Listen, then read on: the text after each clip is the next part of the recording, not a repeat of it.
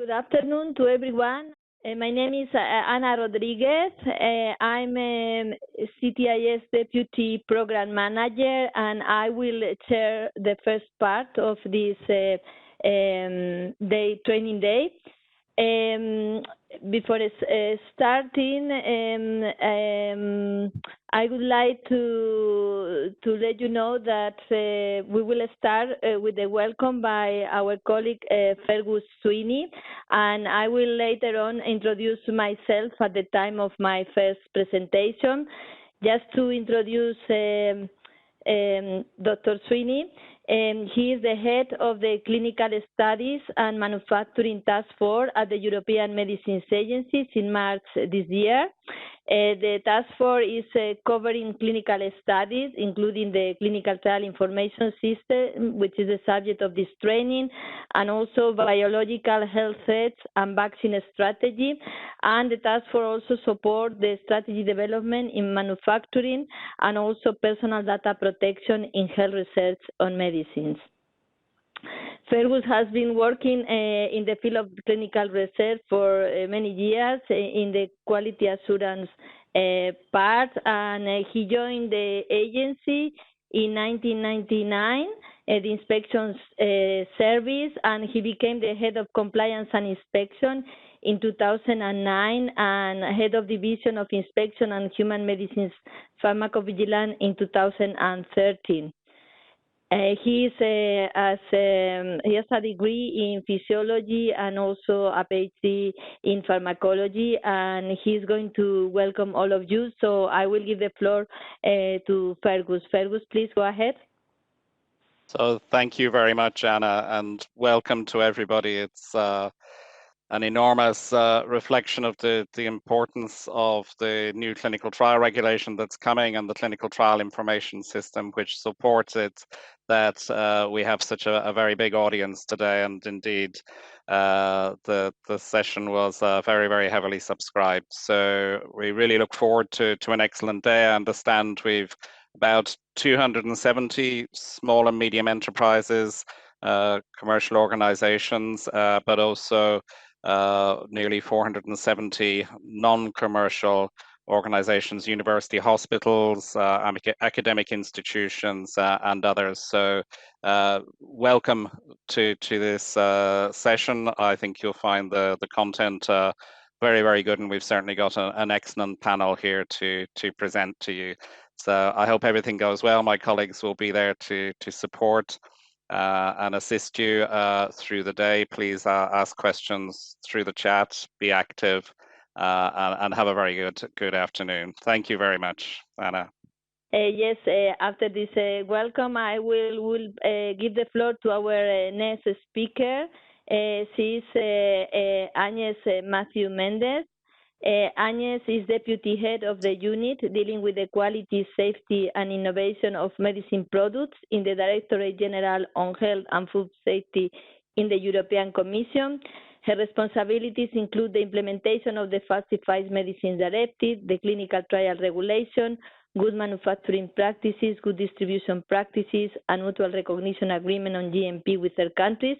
She has been working for many years in the pharmaceutical field, such as in the authorization process of medicinal products or orphan medicinal products.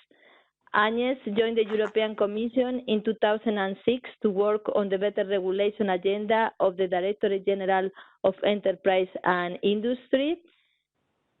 She is a pharmacist by training and has a diploma in pharmaceutical engineering and industrial technology.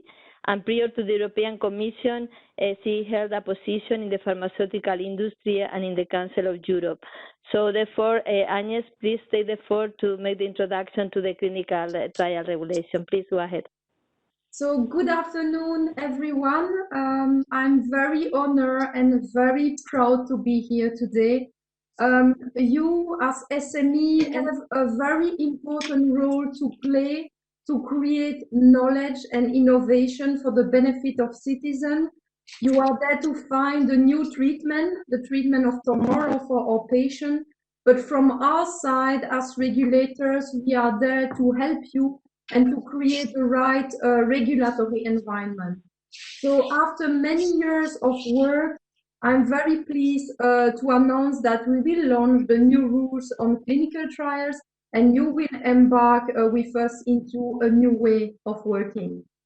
Basically, the clinical trials regulation was adopted quite some time ago, in 2014, so basically 6 years ago. But now I'm very happy to say that the regulation will become applicable at the end of this year, or maximum January 2022. Even though the regulation will be very progressive, so the old directive 2001/20 will still remain applicable for some time because it will apply, the directive will continue to apply during 3 years after the entry into force of the regulation.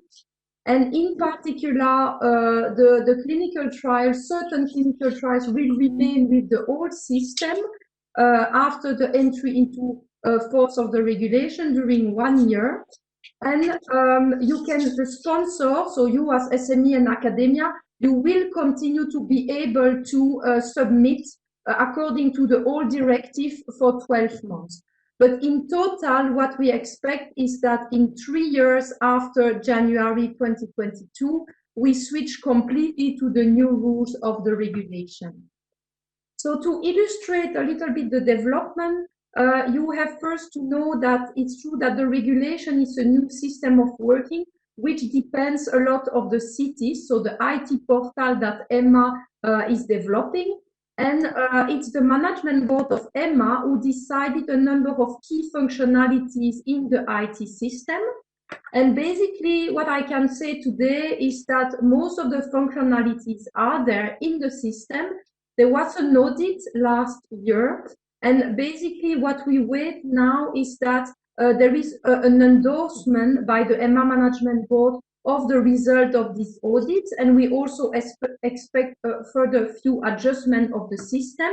But once this process is done, that we have the endorsement of the EMA management board, then there will be a decision by the European Commission, and then 6 months later, the regulation will enter into force.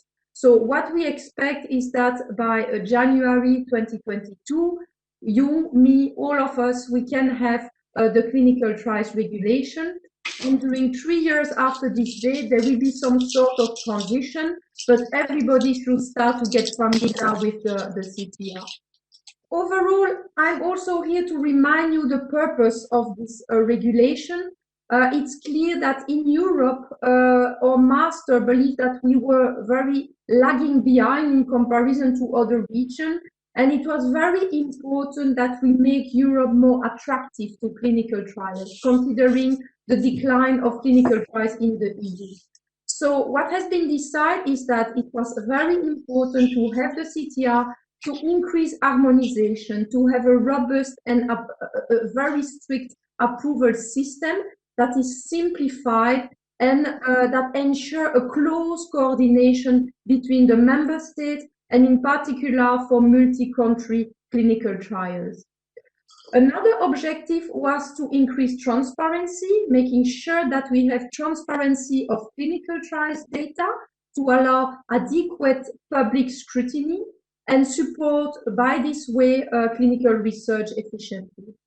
And third objective that we had in mind is to make sure that we have high standard in patient safety, that our subjects in clinical trials are properly protected. So the regulation and the Ctis portal are the answer to all these objectives. And if I go a little bit more into details of the transparency aspect, the Ctia is for the first time providing information for the entire life cycle of a clinical trial in a database, and that will be made public.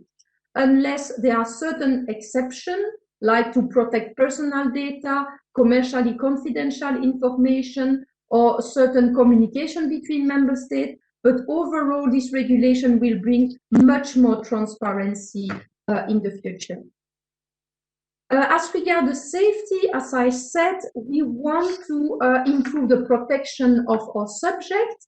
And basically, we are working to make sure that we have a simplified system for the reporting of the safety.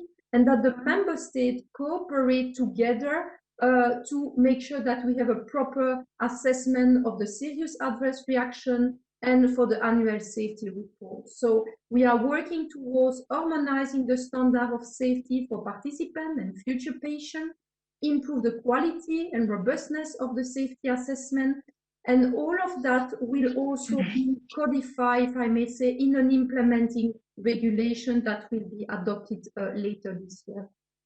So today, this training will take you through the new rules applicable for clinical trials.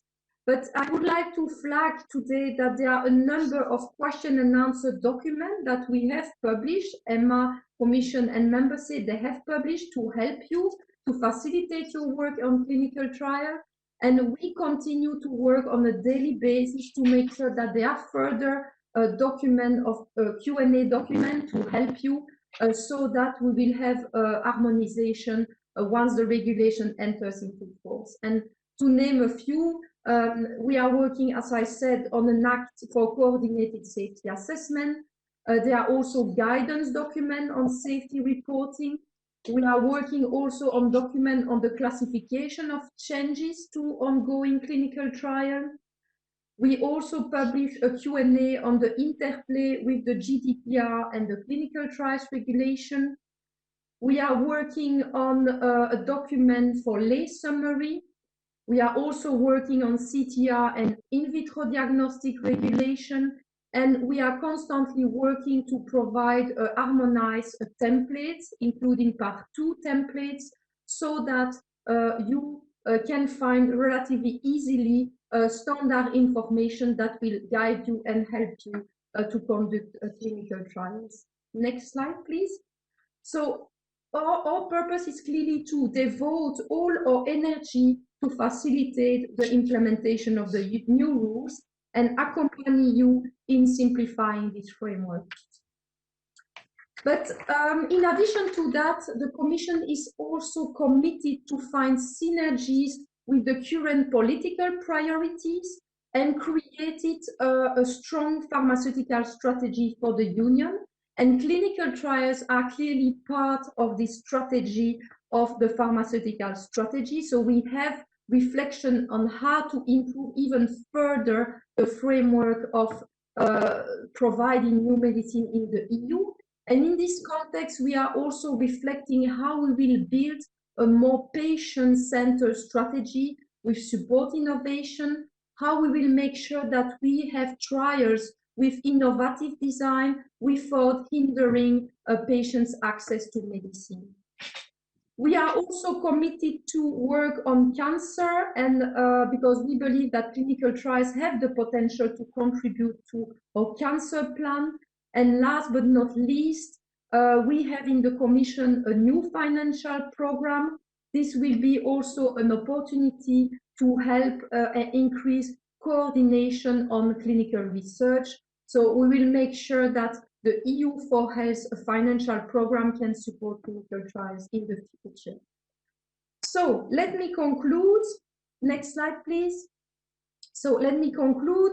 I wish you a great day, a great training, and I invite you to join force with EMA, with the national authorities, with the Commission, to make the clinical trials framework a great success. I'm convinced that we can make a real difference all together for the benefit of European citizens. So thank you for your attention. Thank you very much, Agnes. Thank you very much for this clear presentation. I'm sure the audience may have some answers, but we will suggest to leave all the questions and answers to the end of the meeting today. We may be able to take one or two in some of the presentation if time allows, but let's continue with the agenda as it stands now, so to ensure that we finish on time as planned.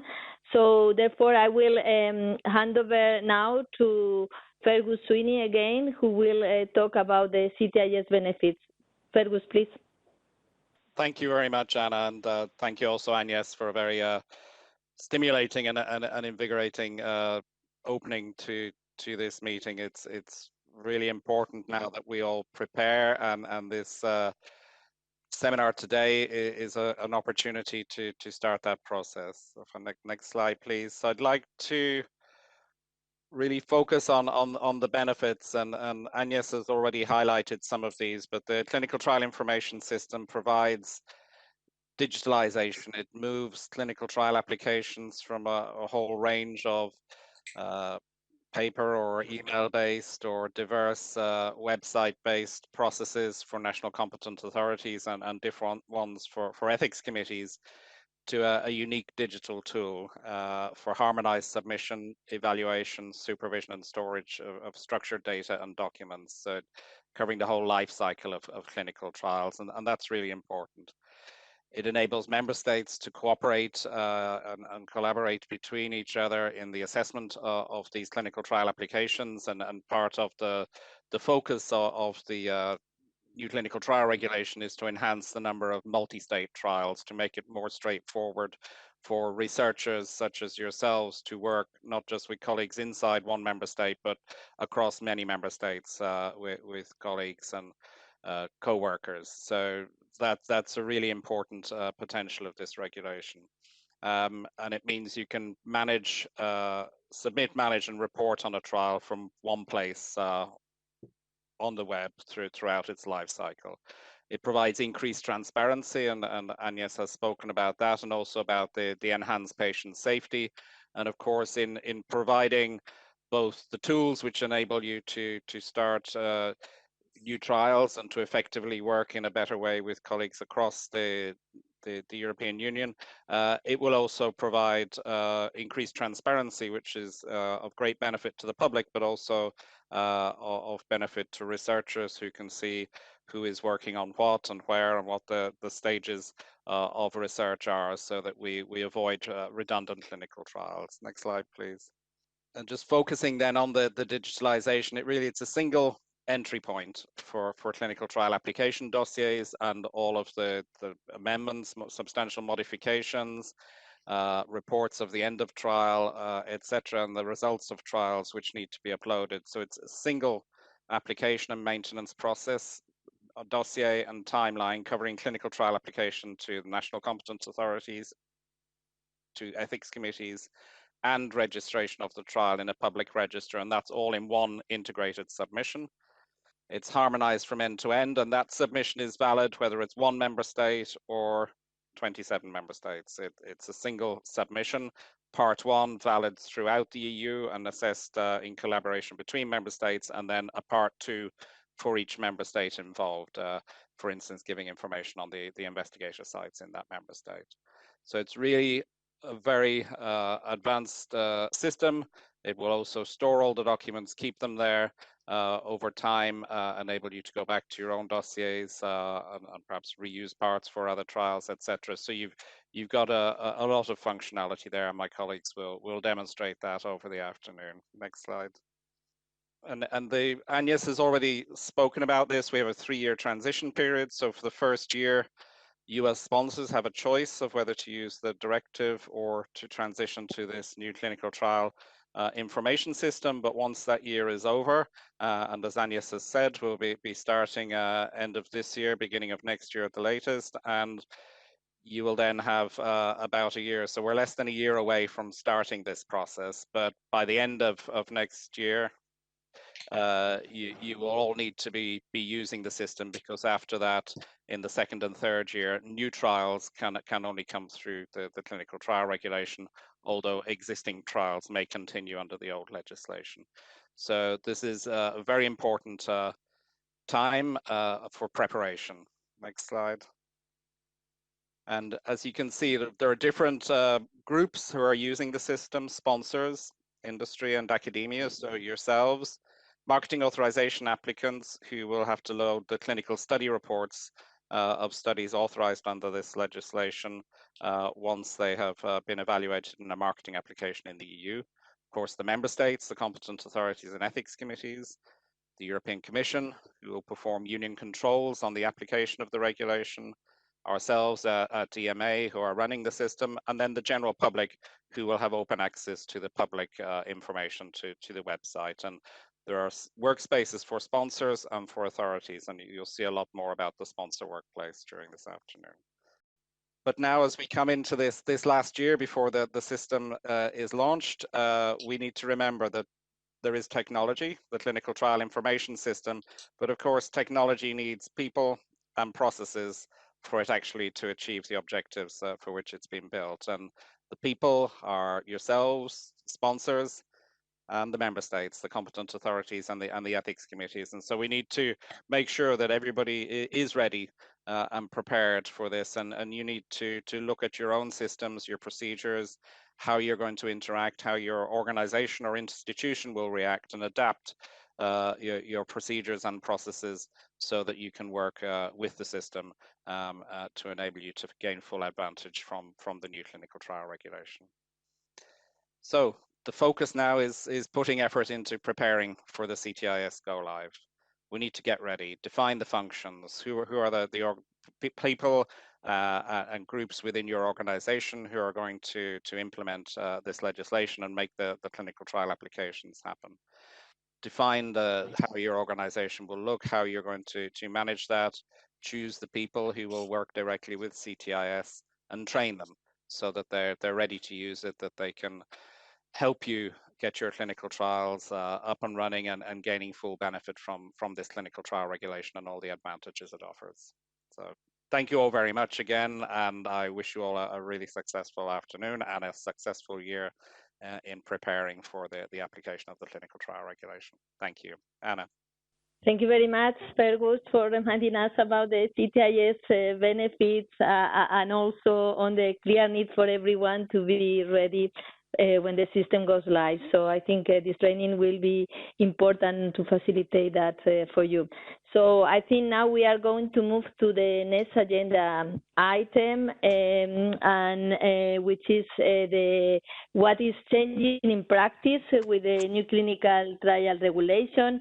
The next speaker is Stephanie Cromer, who is in fact the co-chair of this training today, and she will chair the second part of the meeting. Stephanie is the Senior Regulatory Affairs Manager at the European Organization for Research and Treatment of Cancer, EORTC, in Belgium. She joined EORTC in 2013. In 2014, she joined the Regulatory Affairs Department, and as Senior Regulatory Affairs Manager, she's responsible for the preparation, submission, and follow-up of clinical trial applications from development until the end of the trial.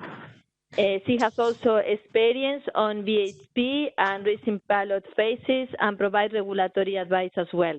She is one of the sponsored product owners under the new CTIS delivery model, and she has been working very closely with us.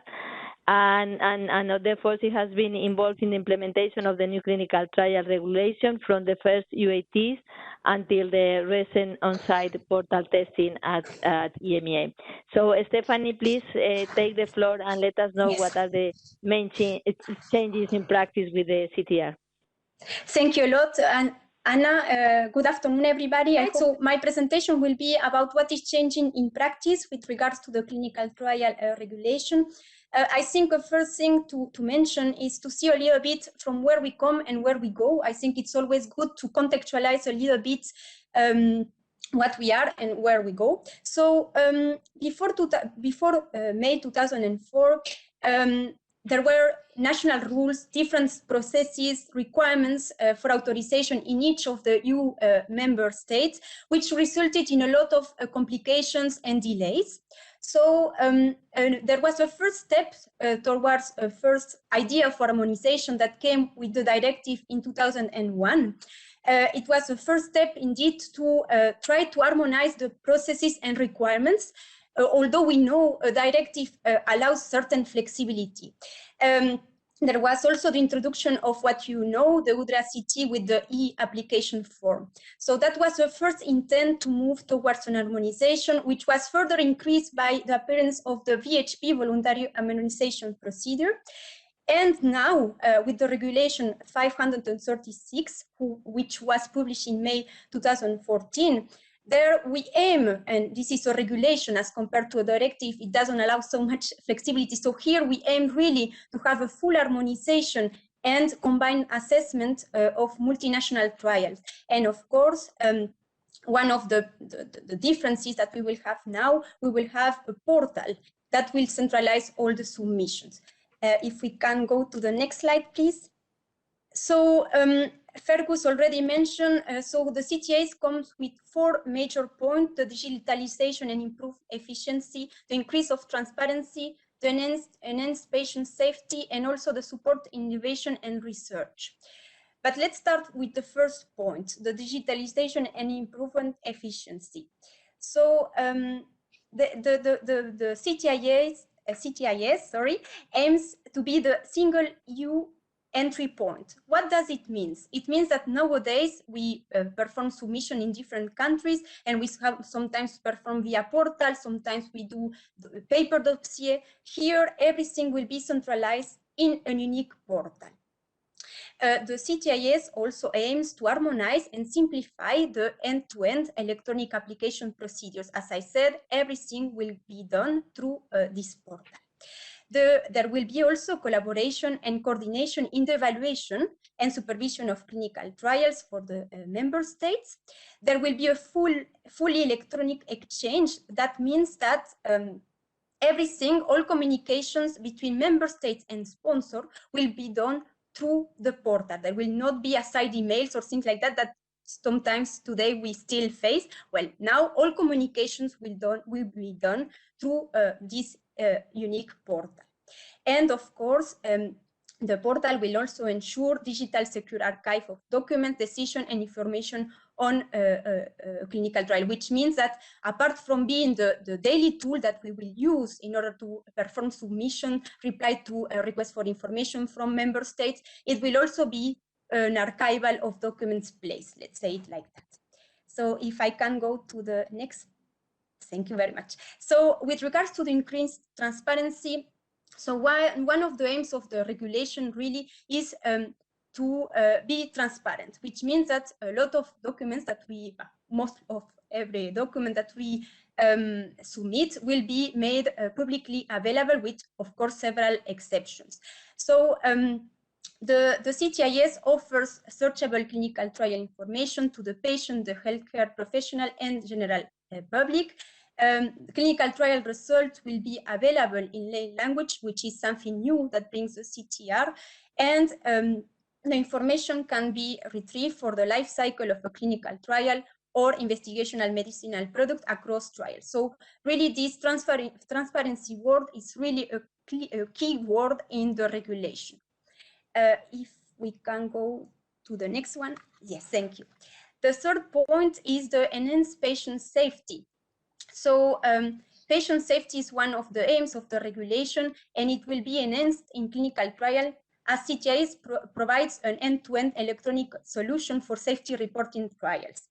The portal will facilitate the harmonized assessment in Europe, supported by agreement reporting plates. The Ctis will provide one single decision per member state. As you know, there will be a part 1 that will be assessed together by all the member states. And then there is a part 2 that will be assessed per member state. And then you will have one unique decision that will be coming per member state. That's a big change. And then we will have Ctis will deliver an electronic annual safety report repository. So annual safety reports will be performed also via this portal. There is a specific place in which you can do your annual safety reports. So if we can go to the next one. Yes, and the next fourth point was the support to innovation and research. So Ctis is a unique intuitive tool that will facilitate the submission of clinical trial applications. So Ctis offers structured data to allow efficient reporting for scientists. And also an important point here is that a clinical trial can be extended to more member states under the regulation. This is an additional of member states. And the Ctis also, in this case, the timelines can be shortened in case of an addition of member state, because of course, there is no resubmission or reassessment of the entire clinical trial application. So that's a little bit to highlight some of the changes that will come with the Ctis portal. What I want really to insist on is the fact that nowadays we work in a manner, but this portal will a little bit change our way of daily working, because everything really will be done through this portal. All what we do daily will be centralized there. All communication with member states, and that's why I want to insist, everything will be centralized in this unique portal. Well, Agnes talked about it, and also Fergus, so I don't want to take too much time, but just to tell you that indeed, moving from a directive to the regulation, it's not from day one that everything will change. There is indeed a transition period that will last 3 years. Just for you to know, the VHP voluntary harmonization procedure will end on day 0 of the regulation. And of course, on the first year, you are still allowed to opt to submit an initial trial under the directive or under the regulation, but from the year 2 onwards, all the initials need to go to the regulation. And of course, it's expected that at the end of year 3 years, everything is moved under the regulation. So that's really important to take into account, because of course we may have a lot of trials ongoing at the moment, to a little bit assess how eventually you will move these trials to the regulation. So I don't want to insist, that Fergus already mentioned key points, but just to say that we have 10 months to go. I don't want to frighten yourself, but just to convey the message that indeed Ctis will be there, the regulation will be there, and so it's time to start slowly preparing yourself. I hope that today, with all the elements that we will give you, it will allow you to already have a little introduction of what does all this means for us. So I want just to say that it's important to get ready, but by defining functions and processes, define the form of your organization, trial-centric or organization-centric. Don't worry, you will have later the explanation on this. Choose the people to work with the Ctis and train the people. That's really, really a crucial, important point. So I think this was my last slide. Thank you very much. I suggest then we move then to the next presentation. Our next speaker is Laura Pioppo, who is going to give you an overview of the clinical trial information system, with particular focus on the sponsored workspace, as we have two workspaces. One is the member state or authority workspace, and the other one is the sponsored one, which is the one of your consent. I think just to introduce Laura, she is a scientific administrator and Ctis expert here at the European Medicines Agency. She qualified as pharmacist before joining the European Medicines Agency in 2009 in the Compliance and Inspection Department, where she was responsible for the coordination and follow-up of GCP and pharmacovigilance inspection requested by CHMP. Since 2017, she has been working on the development of the clinical trial information system, defining and testing Ctis functionalities in collaboration with the member state and sponsored product owners, as well as the European Commission product owners. So now I hand over to you, Laura. Please take the floor. Thank you very much, Anna, for the kind introduction, and good afternoon all. It's really a pleasure to welcome you on this event on the clinical trial information system for SME and academia. So this presentation will give you high-level information on system functionalities of the Ctis, which we will discuss much more into details during the second day of this event, that is on the 4th of March. So just to give you some high-level information on really system functionalities, we have a few slides. We can go to the next one, thanks. So the Ctis, as we have heard already before, will support the harmonization of the submission and of the assessment of clinical trials conducted in the European Union. This system will be equipped with a set of functionalities that will support the day-to-day business processes of the member states users and of the sponsor users throughout the life cycle of the clinical trial. So some of the functionalities that we will have implemented in the system will include a collaboration tool, so the possibility to exchange information between the sponsor and the member states directly into the system. Workload capabilities, because as you will see, there will be a tab of notices and alerts, RFI, that will inform on a regular basis users of actions that need to be taken and activities that have occurred during the life cycle of the trial. User management, that is really the key point that will be discussed today on the allocation of user roles and credential and permission, and also the possibility to store, document, and enable versioning of documentation. Next, please. So in this slide, you can see the users that will have access to the secure workspaces, because as we have heard before, there will be two workspaces, one for the sponsor user, so industry and academia, and marketing authorization applicants responsible for the submission of clinical study reports provided as part of marketing authorization application, and the authority. So these are two separate workspaces that will be accessible via the use of credential allocated to the users. So one will be the sponsor workspace, the other one, the authority workspace, that will be accessible to member states users from national competent authorities and ethics committee, the European Commission, and the EMA. So these are the actors having access to the secure workspaces. Now, as we have heard, the database, the Ctis, will also be publicly available for the vast majority of the information. This will also be subject to publication rules. So there will be access to the data to the general public. Can we go to the next one, please? Yes, so in this slide, we can see that the authority, so from the authority workspace, the member states, including national competent authorities and ethics committee, will be responsible for the assessment of the application received, the authorization of the, also issuing a decision on the application received, and the overview, the supervision of clinical trials.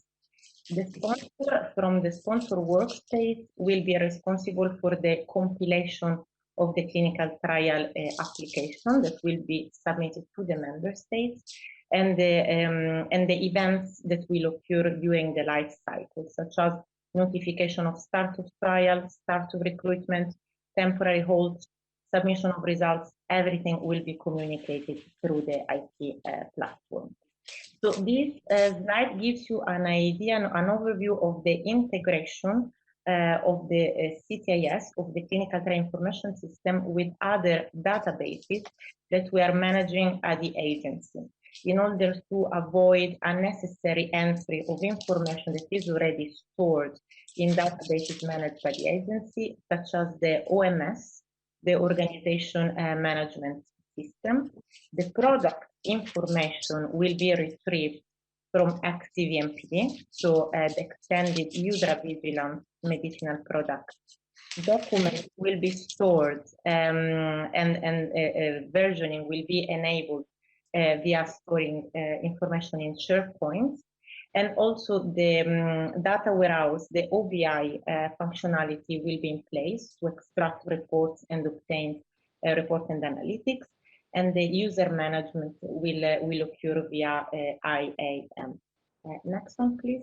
Thank you. So in this slide, we can see what the sponsor user will submit into the system. On the green bubbles that we can see on the screen are for documentation that the sponsor user will submit, including an application dossier, which is made of part 1 and part 2, that will be provided by the sponsors, which will also be responsible to address RFI, so requests for information raised by the member states during the assessment. Once the initial application is authorized, the sponsors will also be responsible to keep the information up to date via the submission of substantial modification that may impact the benefit risk of trial subjects and are required to be assessed by the member state concerned, or non-substantial modification. In addition to this, as I mentioned before, all the notification of events, start of trial, start of recruitment, of end of recruitment, or even serious breaches occurring, if this is the case, or unexpected events, all these notifications will be submitted through the Ctis. Finally, once the trial has been finalized in the EU, the summary of results and the layperson summary will have to be submitted, and also inspection reports in case the trials are inspected by third countries' authorities. On the right-hand side, on the purple side, you can see what the member states will do and what will be documented and captured in the system. As soon as an application is submitted, the member states will have to express their willingness or unwillingness to be the RMS, the reporting member state for the application. They will perform the validation of the dossier, the submission of the assessment report for part 1 and the assessment report for part 2, a final decision, and also the submission of inspection information and corrective measures if these occur during the conduct of the trial. So in this slide, we can see the content of the part 1 and the part 2 that has also been mentioned previously by other colleagues. So the part 1 is the part of the dossier that pertains more to the scientific documentation that is provided by the sponsor, so the scientific assessment that is done on the protocol, on the product-related information, so the investigator brochure, the GMP documentation, the labeling requirements, everything is provided in the part 1 of the dossier. And this is the part of the dossier that is jointly reviewed by the RMS and the member states concerned.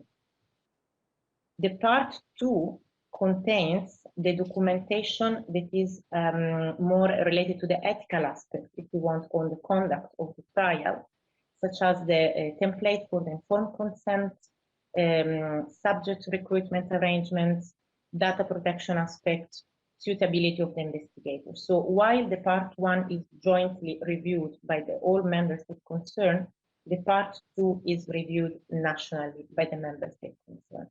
And on each part, there will be a conclusion documented on part 1 and a conclusion on part 2. And the member states will have 5 days after the documentation of the conclusion on part 1 and part 2 to issue the decision whether the clinical trial application will be authorized or authorized with condition or rejected. Next one, please. Thank you. So while we have seen what the sponsor can submit and what the member states can submit and document in the system, it's good to remind that there are some common functionalities that are available in both workspaces. So the users from the sponsor side and from the member state side will be able to search clinical trials and clinical trials applications, select and view, and also download all the documentation of the application. There will be notices and alerts, like monitoring messages that will be triggered during the life cycle. This is very important because users will not receive customized email to their account to be aware that actions need to be performed in the system. All the steps to be followed will be from monitoring the notices and alerts tab that is available in Ctis. User management is also, and user administration is also a tab that will be available for the authority users and from the sponsor users for the allocation of roles and permission to colleagues within their organization. And also there is a dedicated tab for the submission of the annual safety reports, or ASR. Next one, please. So we have heard before from Agnes and other colleagues, and this is one of the key changes of the regulation, the increase of the transparency, that the database, the EU database, will be publicly accessible by default, with few exceptions on the publication based on justified grounds. So personal data should not be published and will be exempted from publication rules. Commercially confidential information are also not to be disclosed. Confidential communication between the member states in preparation, for example, of the final assessment reports, the draft assessment reports will not be published, and any information on supervision, like planning of inspections or planning of union controls conducted by the European Commission, will not be published. Only the final report will be. Next one, please. So data and documents of an application that is under evaluation, so still subject to the assessment by the member states concerned, will not be made public unless there is an overriding public interest. Only application on which a decision has been reached will be made public, and the decision can be positive or negative. So regardless of the outcome of the evaluation, the publication will occur by default at the time of the decision. Data and documents will be made public with few exceptions, and the default is always to make public at the first opportunity. However, we will hear more about this during the second day in the 4th of March.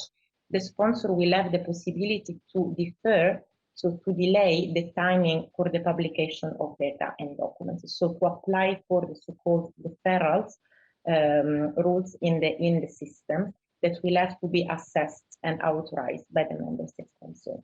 And next one, please.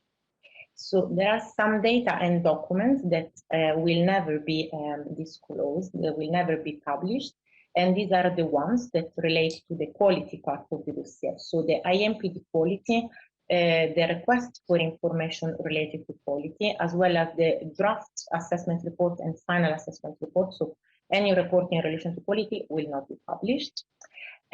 Documents which might contain personal data that are not for publication will also not be disclosed, and financial arrangements and financial agreements between the sponsor and the investigator site.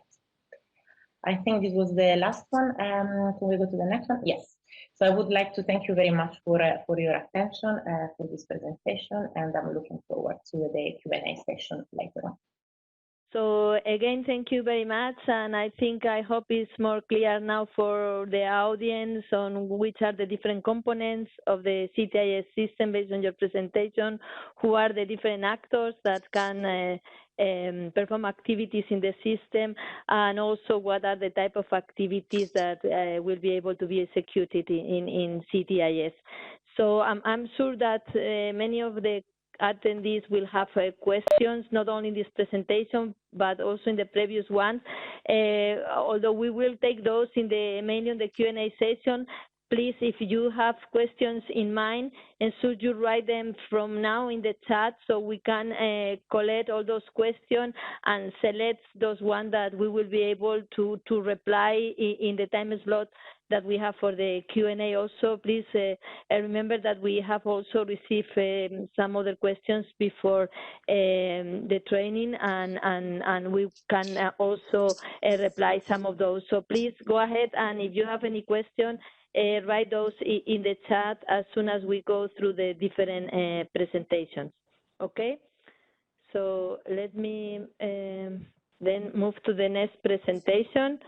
And I think it's my time now to present. And as I said previously, I will introduce myself here before starting my presentation.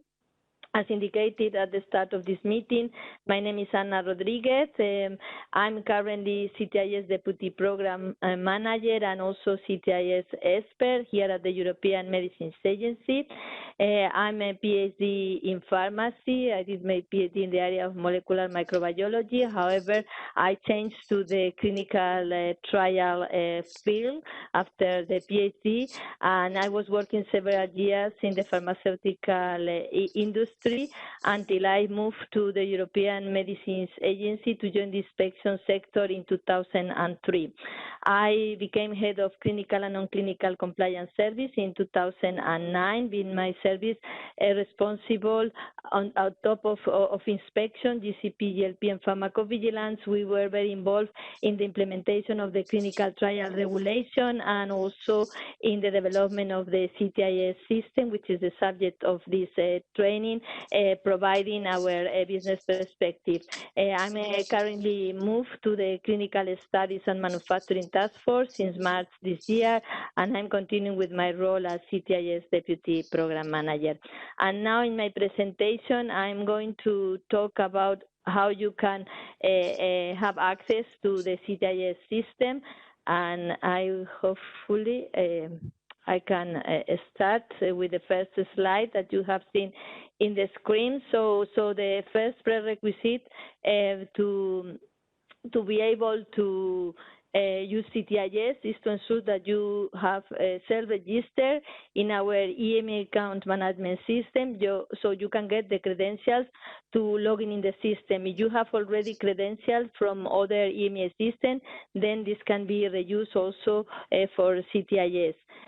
So therefore, the first step that you will need to follow to self-register is when you are in the Ctis welcome page, you have to select the sponsor workspace, and I think Laura has already explained which is that space. And then, as you can see in this slide, where it says sponsor user, that is your how it looks like in the system.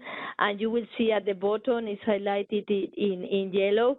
You have a section that is for you to register as a new user. So you should be able to click in that section, and then you will be navigated to the EMA account management system, and you will be asked to complete a form, which is shown here in this slide. So you have to complete several fields, and as part of those, you will have to provide your email address. So, and this is important because you will receive via email, as indicated in point 4, a one-time token that you will have to enter to confirm all the information that you have entered in the form.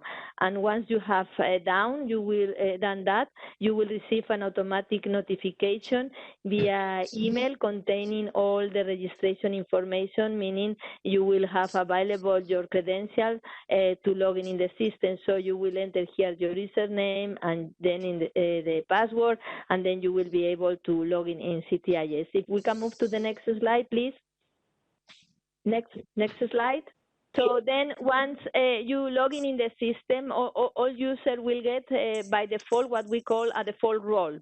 So this default role will allow all users to perform a limited number of activities in Ctis that are the ones that are highlighted here below. One is the possibility to view what are your roles. Probably when you log in the first time, you may not have, you will not have any role because you will have to be assigned with one or request one. So, but you have a section where are my roles, and then you can go there and check what are your roles once they are assigned. But the important thing here is that you will be able also to request a role. There is a functionality from my role sections where you can request a role. And this is only available from the sponsor workspace. It has been switched off to the member state workspace as they wanted only to have assigned roles by invitations.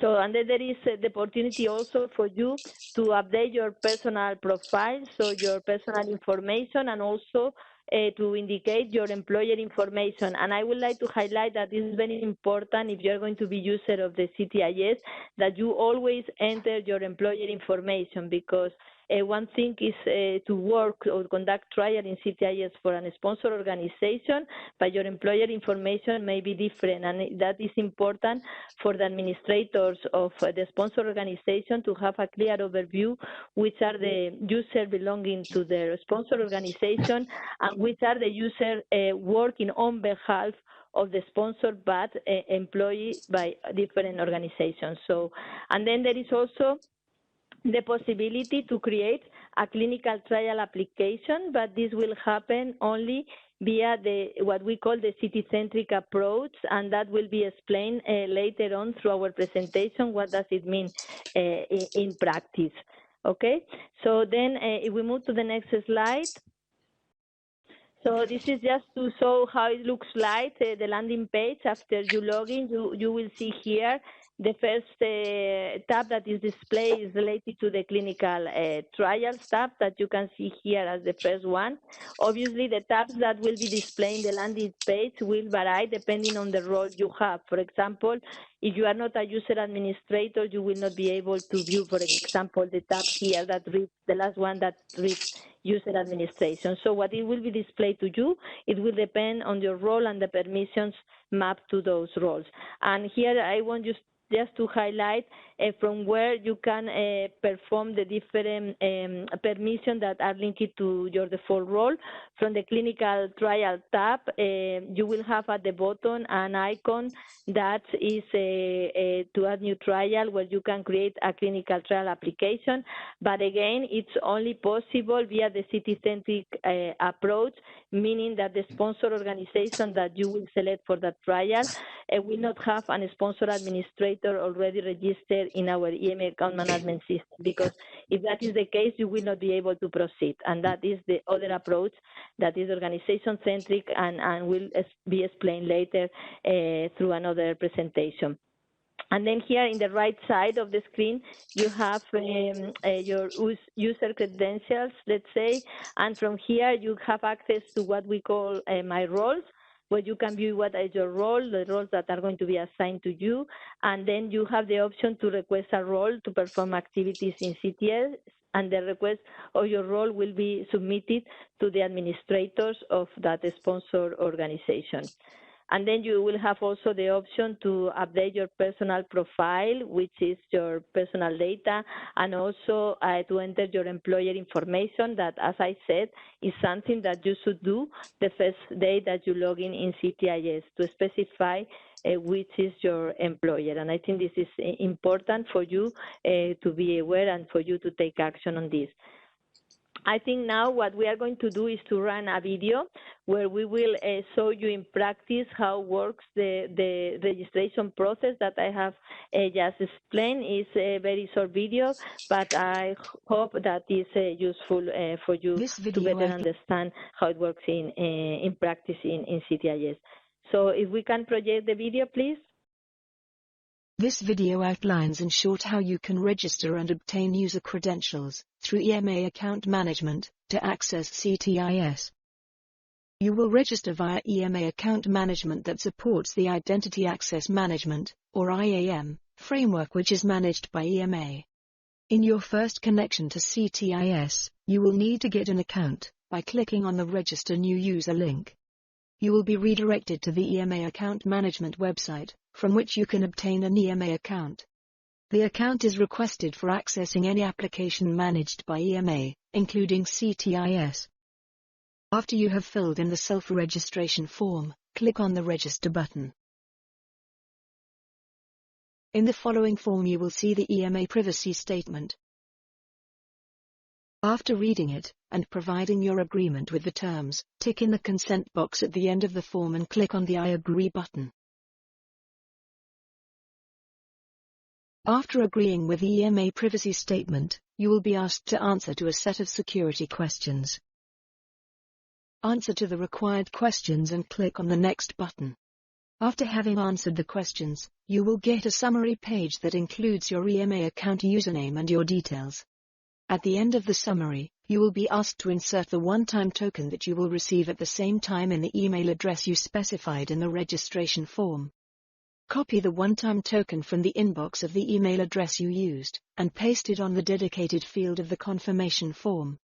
By confirming the token, you will activate your EMA account, and your credentials can be used to log into Ctis. You will receive a confirmation email in your inbox informing you that you have obtained an EMA account. After creating the EMA account, and obtaining your credentials, you will be able to access Ctis. However, The registration in IAM will not automatically give you access to clinical trial data. All authority users need to be assigned with particular roles to work on Ctis. The same applies for sponsor users who will work for sponsor organizations that have administrator users appointed in IAM. No role is needed to be assigned to sponsor users for creating a clinical trial application when they work for organizations that have no administrator users.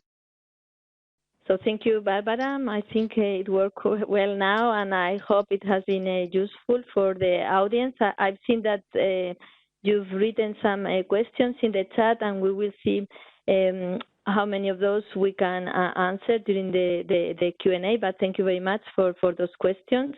I think as we are a little bit, I think, delayed with the agenda, we are going to move to the next presentation, which in fact is going to be very focused on the different type of approaches, the clinical trial-centric approach and the organization-centric approach. And I think this time our next speaker is Andrea Seidel-Gletzer. She is the head of project management and member of the executive board in the Coordination Center for Clinical Trials in Heidelberg, in Germany. I think Andrea, prior to joining the University Hospital in Heidelberg 10 years ago, she gained some years' experience in the pharmaceutical industry. The center where she's working now adds with more than 80 staff members as a kind of a CRO, a contract research organization, and provides services to support mainly investigator-initiated clinical trials in academic institutions, but also for smaller industries. As in March 2020, Andrea joins EMEA's clinical trial information system, testing as representative of the academia on behalf of the German Ctis network. This is an association of 26 clinical trial centers, all located at medical faculties and university hospitals with a common task to strengthen activities in clinical trials. Andrea, please take the opportunity to present now the difference between the trial-centric and organization-centric approach, please. And a warm welcome to this session to the colleagues all over Europe who are joining. I think this session is sort of a practical session because it focuses on a very important decision that you all as sponsor representatives or investigators have to do for your organizations before you start working with Ctis. And that is a decision on the approach that should be used in Ctis.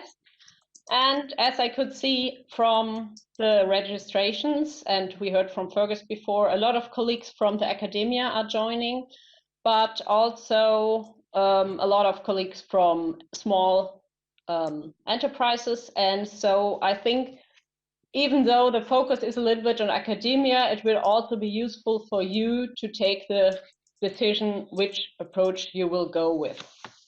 So Barbara, maybe we can start with the first slide. Let's get started with a broad overview of the interest and expectations we all have on Ctis. So we first take a look on the investigators and researchers and study teams who actually conduct the trials and enter all the information into Ctis. The focus they have is that they can easily continue with their research and that they have a manageable and easy to use system. Also, it is very important for them that now we have a single entry point where we can do all actions in a lifetime of a clinical trial. So this is important for them.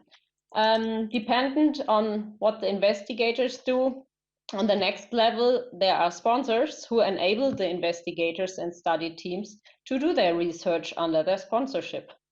Sponsors need a good oversight who is conducting the trials under their responsibility.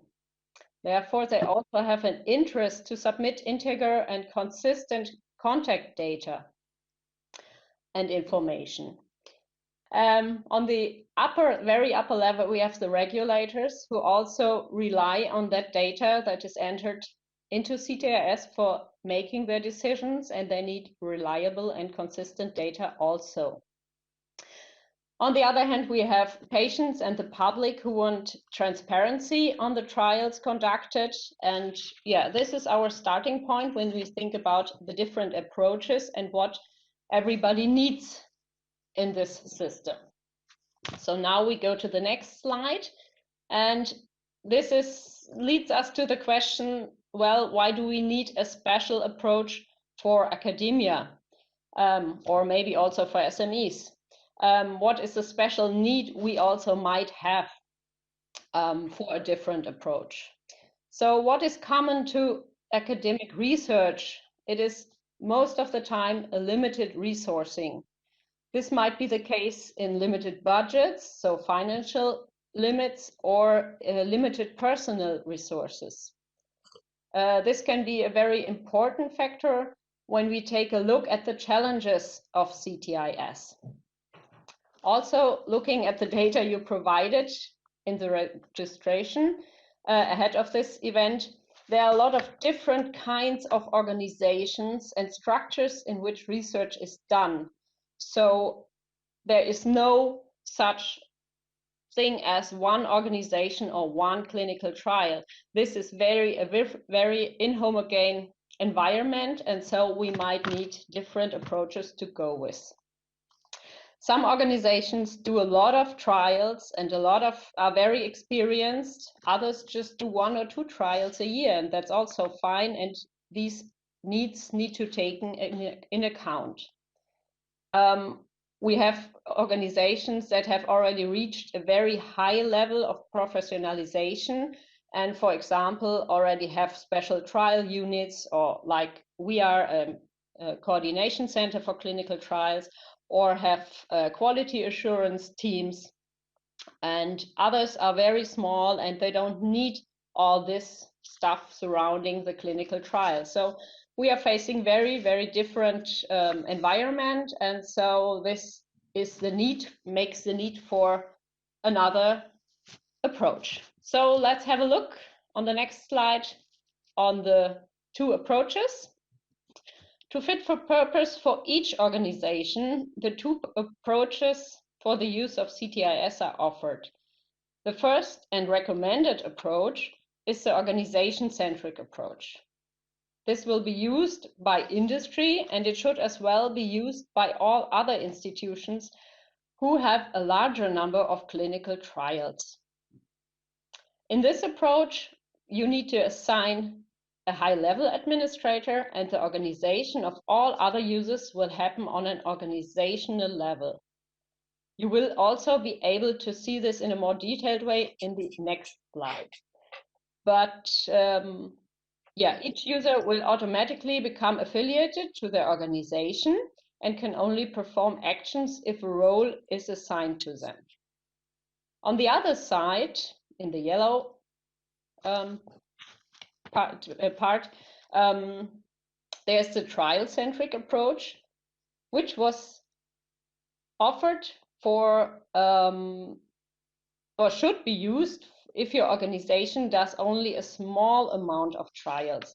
No sponsor is necessary in this, no sponsor admin is necessary, and each trial unit will independently be able to create their trials. Here, all actions will take place on a trial level. So let's have a closer look on the next slide. Yeah, thanks. So how will the organization-centric approach look like in detail and in your organization? As you can see, a high-level administrator, named the sponsor administrator, must be named and assigned in your organization, and this role must be registered and validated by EMA, as we have heard before. If a trial should be conducted under your organization's sponsorship, you then should contact the sponsor admin and ask for the role of the CT admin for a specific trial. And once you have been given this role, the CT admin will be able to assign all other business roles to the team members. You will hear about the roles and permissions in a later session, so don't worry about these yet. You can see on the side, on the right side, how this will look in your organization for different study groups and teams or investigators affiliate to your organization. So there might be study group A who asked for conducting a trial at the sponsor admin. And now this group is CT admin and gives the business roles to the other team members. On the other hand, there might be in small institutions or people who just do a low number of trials, there might be investigator Z who is the CT admin and who has no study team, but is conducting the trial only with his study nurse or something. So this is also possible. So what are the advantages of this approach? We can see that on the next slide, yeah. Well, as you can see, it gives the sponsor a perfect oversight and also the option to control access to Ctis under his sponsorship.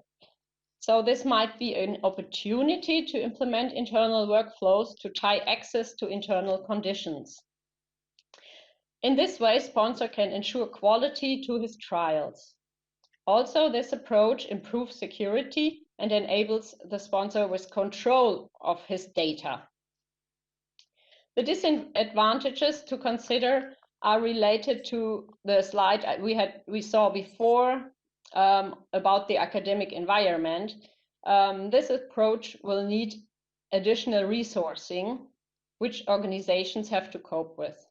A person or maybe 2 or 3 persons have to be assigned to take care of the organizational registration as well as managing the internal requests to fill in the role as a sponsor admin. As this approach needs a registration process, an ad hoc start is not possible under this approach. So this leads us to the next slide and to the different approach, which is the trial-centric approach. This has been especially created for academia and SMEs with a low number of clinical trials. They have the opportunity to use the trial-centric approach, and here you start right away in Ctis and start creating a clinical trial, and you will by default immediately receive the CT admin role and be able to assign all the business roles to your study team.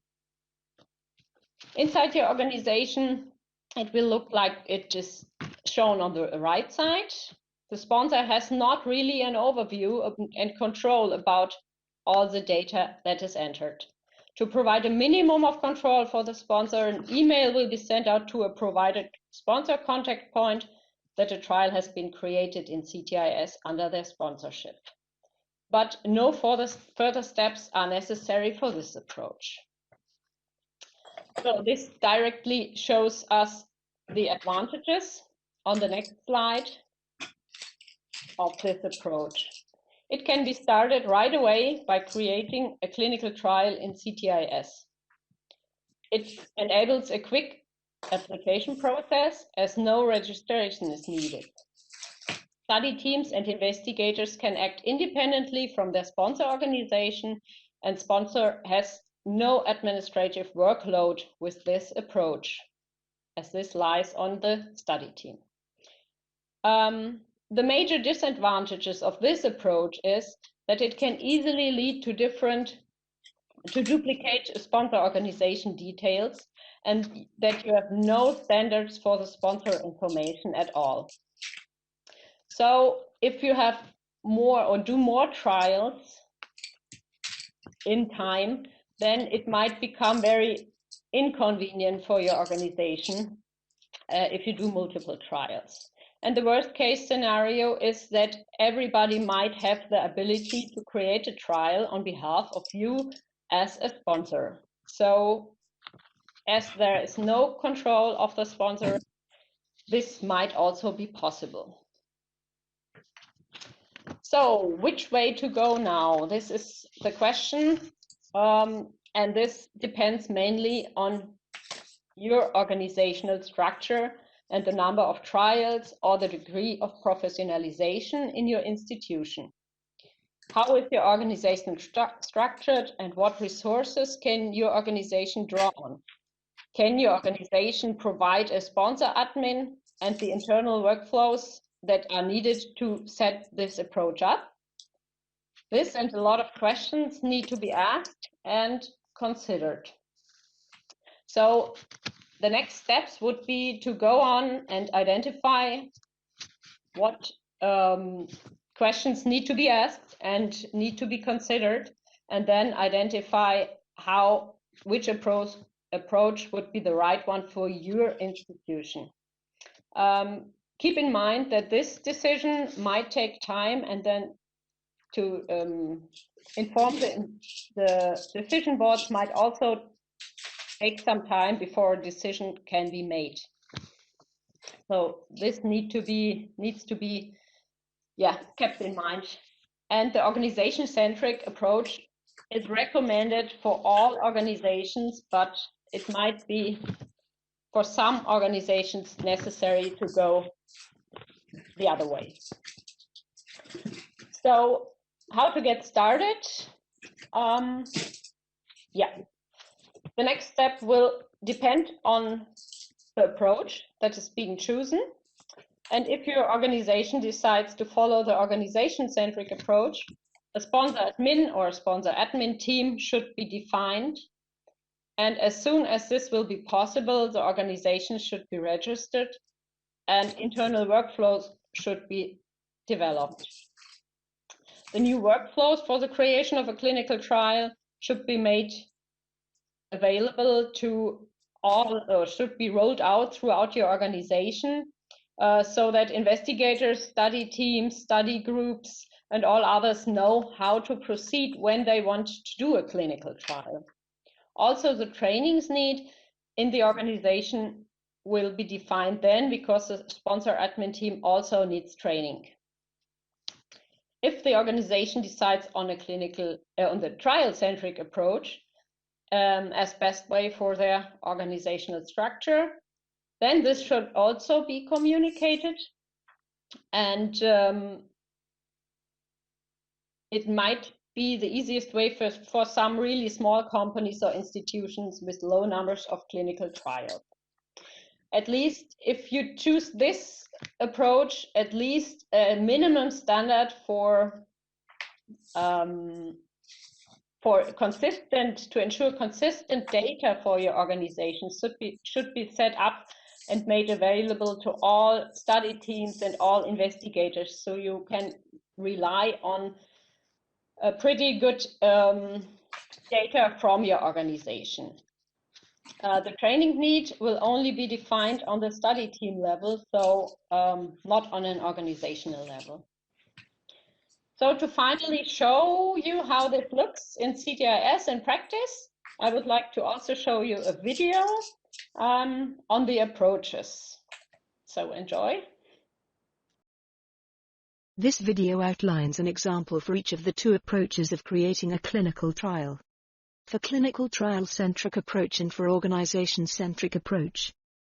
In the first part, you will create a clinical trial application for a sponsor organization without a sponsor administrator, using the clinical trial-centric approach. No role has been assigned to you. After logging in the sponsor workspace, you land in the Clinical Trials tab. You click on the New Trial button to create a new clinical trial. In the pop-up form, you need to insert the title of the clinical trial and the sponsor organization. Use the search functionality to find the sponsor organization, the test organization 1. Tick in the radio button to select the organization and then click on the Create button. If the organization cannot be found, you can create a new organization and follow the same procedure. The clinical trial application is created. By going to the My Roles page, you can see that you have been assigned the role of the CT administrator for this clinical trial. In the second part, you will create a clinical trial application for a sponsor organization with a sponsor administrator, using the organization-centric approach. You have no role assigned to you by the organization. Back to the Clinical Trials tab, as previously, click on the New Trial button and populate the two areas of the pop-up form. In the Search Organization area, select an organization with a sponsor administrator. This time, you are not allowed to create the clinical trial, since you have not been assigned the necessary permissions, as indicated by the message that appears on the right upper corner. You will need to request the CT administrator role to proceed with the creation of a clinical trial for the sponsor organization. We encourage sponsors organizations to use the organization-centric approach by registering their sponsor administrators in EMO account management. The CT-centric approach is expected to be used by non-commercial sponsors managing a small number of users, clinical trial applications or clinical trials. So I hope this was helpful for you and to understand the two approaches and make the decision easier for you. And thanks a lot for your attention. And yeah, back to you, Anna. Thank you very much, Andrea, and thank you for explaining so well these two concepts that I think are very important. And again, it takes us back to the key point that you need to be prepared, and you need to start reflecting which approach you will follow depending on the volume of trial your organization normally is conducting in practice. And as we said, we always encourage to use the organization-centric approach. The city-centric is more intended for investigators that run perhaps one trial in their life or two trials. Otherwise, it's better you use the organization-centric. You will have a better oversight of what is happening in your organization in terms of conducting clinical trials. So please reflect about this and start thinking and preparing for when the system goes live. Okay? So now I think we are going to move to the next presentation, and then we will have a short break. I think we go back to Stephanie again as the speaker for this presentation, where they will show you what is the functionality in Ctis for assigning roles to users, so the user management functionality. So Stephanie, please go ahead. So, Barbara, if you can move to the first page. So, yes, as Anna said, I will explain on sponsor user management. So, I think to start with, it's important to understand some key principles that are linked to this user management among Ctis. So, if you could go to the next slide, please. So, what is user management? That's something that it's important to understand. So user management are a set of features and capabilities that enable Ctis administrators to manage user access to clinical trials through role assignment, as well as for each user to manage their own roles and profiles. So indeed, as you heard since the beginning of this training webinar, indeed everything will be centralized in the portal, but everything will be linked to roles and permissions, and you will need know a little bit more later on with a special session on that. So it's important to know also that only users that are self-registered in the EMA Identity and Access Management System, EIM, can be assigned with Ctis roles. So that's really important to know. If you can move to the next slide, please. So the Ctis user management follows a hierarchical approach that we will see a little bit later in my presentation. So that's also an important point to understand. It works really on a hierarchy of roles. So that we will see also a little bit later. And so the Ctis administrator roles, sponsor, member states, European Commission, marketing authorization holders, EMA, are the ones responsible to manage users through the Ctis user management functionality. So they are the top level users that are existing in the system. So if we can go to the next slide, please. Yes. It's also an important point, because I know that this question was already asked before. More than one user administrator per organization or per clinical trial is possible in Ctis. That's an important point to take into account. The Ctis users will have access to the clinical trial system functions according to the role they have. You will see later that there is quite a lot of roles that can be provided. So a system will display the appropriate data and information depending on the role you will have. So that's also something that we need to take into account. So if we can move, yes. Another important point in these key concepts is the fact that the profile of a user can be built by combining different roles. So it's not per user one per se role, you can combine the different roles. So the user management approach will allow any user to manage their roles, view requests, amend roles, provide access to clinical trials, or also another important point is to manage user profile. That means personal details and employee information. And we will have a video later to show you this aspect, which is also important. If we can go to the next one. So as I said, user management is built as a hierarchy. At the next slide, we will see, so this hierarchy is made of 3 layers, to call it like that. It's a structured top-down approach that allows to maintain an integrity of the system, which is crucial. So you will see there that there are three levels: the high-level administrators, the medium-level administrators, and then the business users. So the high-level administrators can be the sponsor, the marketing authorization holders, the member state, the European Commission. So these high-level administrators will need to be validated by EMA. They are the unique ones to really need to be validated. The medium-level administrator and the business user are given rights by the high-level administrators. So high-level administrator and medium-level administrators receives what we call administrator roles.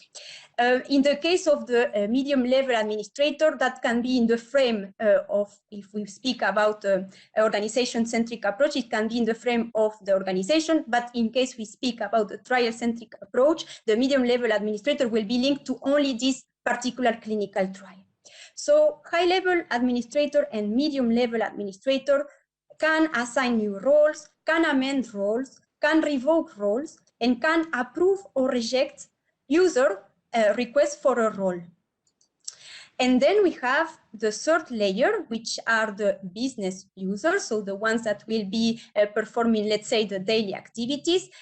Then they will be provided with different roles to perform clinical trial related activities in the system. So as you can see, it's really a hierarchy, 3 level that you can observe for the organization centric. So we have this high level, medium level, and business user. And as Andrea mentioned before, for the trial centric, by entering in the system, you become a clinical trial administrator of your particular trial. So, so that you have a little bit an overview on how this works in the Ctis. If we can go to the next slide, please. So I want to give you also a little bit of an introduction on the user management overview. So yes, good. So there are 2 ways. So we have the management of user that is being done, as I said before, by the user administrators. It's done by invitation. And there, as we saw earlier, there are 2 spaces, the sponsor workspace and the authority workspace. Among the sponsor workspace, this management of user can be assigning new roles, amending roles, revoking roles, approve, amend, reject, clinical trial access request. We have also a second level is by my role. That means that the person itself can request eventually a role, can amend existing Cti access, can also view and update her or his own profile, and also view the existing roles the person has itself. So as you can see in the system, you will have two tabs: the user management tab, that will be normally managed depending on organization-centric, trial-centric by the sponsor admin or the city admin. We are speaking here about sponsors. And then you have a second tab, a little tab, that is called My Role, in which each person that enters in the system can perform, can request eventual roles. The request new role and amend existing city access, in case of managing this by My Role, is a functionality that is only exists for sponsors. Authorities' roles are by invitation. And if we move to the authority workspace, although it's not really the purpose of today, but just for you to have an overview, in the authority workspace, the management of user, we can provide assign new roles, we can amend roles, or we can revoke roles. And as I said, authority roles will be only by invitation. And in case of management of our own roles and profiles, this, the person itself will view and update the profile and view existing roles. And again, here it's by invitation.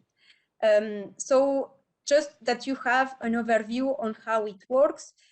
So in big lines, the user management can assign roles, and then the person itself, by My Role, can request eventual roles to the high and medium level administrators. And it's always the administrators that high level or medium level that will organize and give access to the Ctis portal to the business user that will perform the business activities.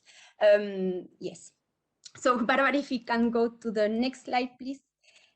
Yes, so here I wanted just to make a little bit the link with the previous presentation you had. So if we can move to the next slide so that you know. So we saw that there is the organization-centric and the trial-centric.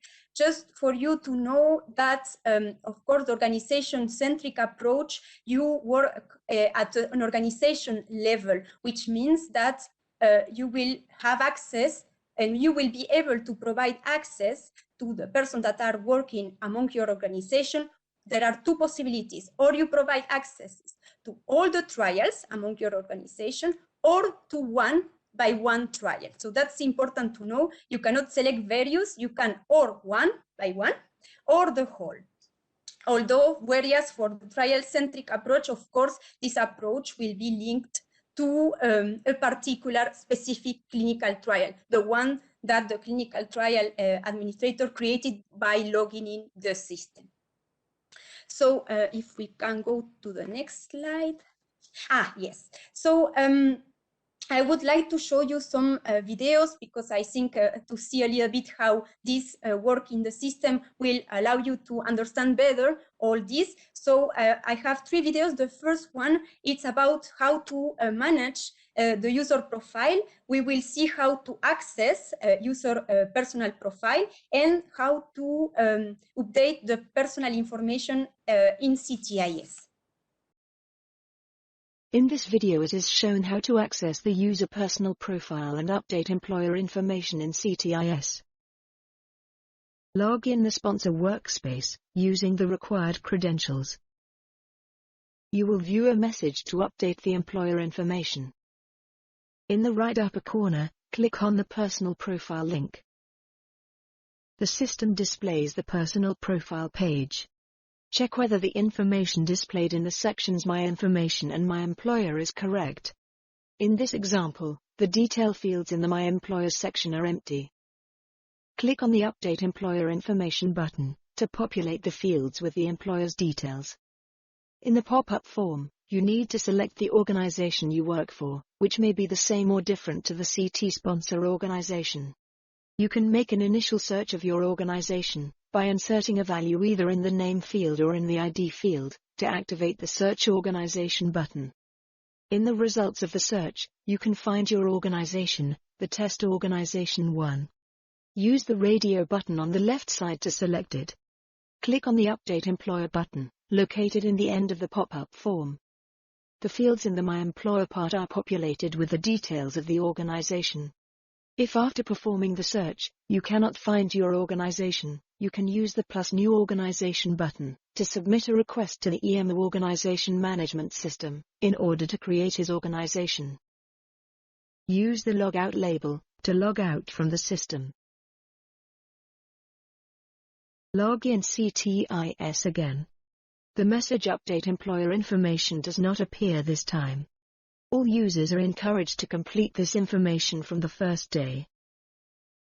In the right upper corner, click on the My Roles link to view your roles.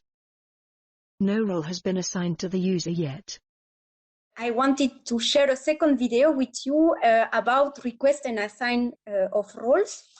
I don't know if you can hear me. Yes.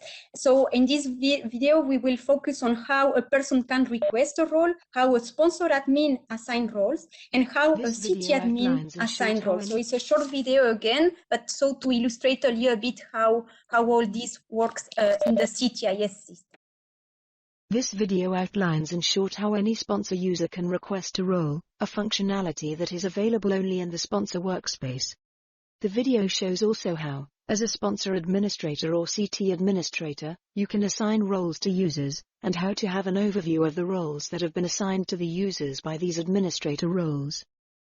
As the sponsor user, named 883, you click on the My Roles link found in the upper right corner of the workspace to request for a role. Click on the Request button, and in the pop-up form, fill in the fields. You can use the search functionality to find your organization or populate directly the organization ID. Define the scope for that role, meaning to select all clinical trials related to that sponsor organization or a specific one. Select all trials and then, select the requested role, that of the CT administrator, from the drop-down menu in the last field. The Add button is used to add more requests for roles, if needed. Once you finish with the details, click on the Request button. The request is added in the list below with the status requested. As sponsor administrator, click on the User Administration tab to review the requests for roles. View the request of the user 883. Tick in the box on the left side and click on the Approve button. Then, as sponsor administrator, you will assign the role of the CT administrator for one specific clinical trial to the user 882.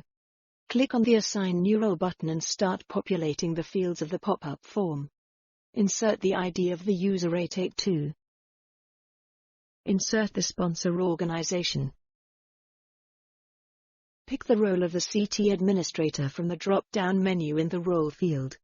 Define the authorization period. And define the scope, by assigning the role to the user 882 for a specific clinical trial and not for all the clinical trials related to the sponsor organization, as previously occurred with the first user 883. After finishing with the details, click on the Assign button.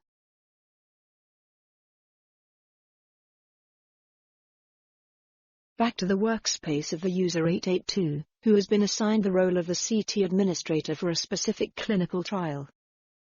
Insert the number of the clinical trial for which you are the CT administrator. Indeed, you can retrieve it and open it. Open the User Administration tab and assign the role of the Part 1 preparer to a third user, the 884. Insert in the scope field only the clinical trial in which you are the CT administrator. Then, click on the Assign button. Assign now the role of Part 2 preparer to a fourth user, the 885. Define the scope for all the clinical trials and not just a specific one as previously. This time you are prevented from assigning any role for all the clinical trials. As indicated by the red message on the right upper corner, you cannot assign a role for all the trials, as you are CT administrator only for a specific one. As CT administrator, you change the scope from all clinical trials to the specific clinical trial under your role scope and click on the Assign button. You can view the roles you just assigned by using the filters Status and Created On. Insert the approved value and the data assigned the roles respectively.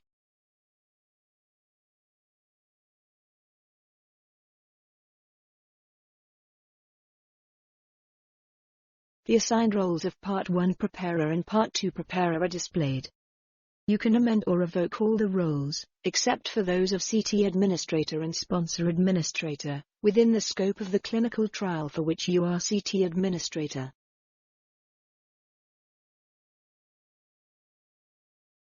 In the workspace of the user 883, who has been assigned the role of the CT Administrator for all the clinical trials, click on the User Administration tab, and then click on the Assign Role button.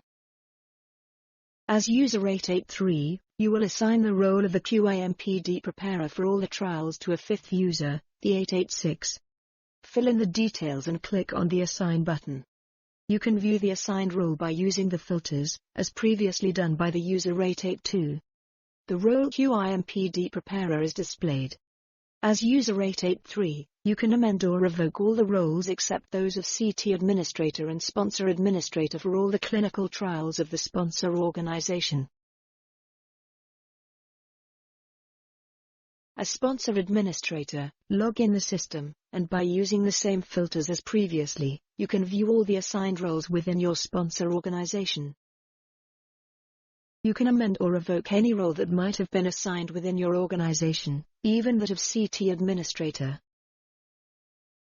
I have a third little video that I wanted to show you. We all know that during the life cycle of a trial, things may change with regards to the persons that are allocated to certain trials. So there is an important aspect that I wanted to share with you is how to amend and revoke roles so that you know how this happens in the Ctis. This video outlines in short how the administrator can amend and revoke roles that have been assigned to Ctis users.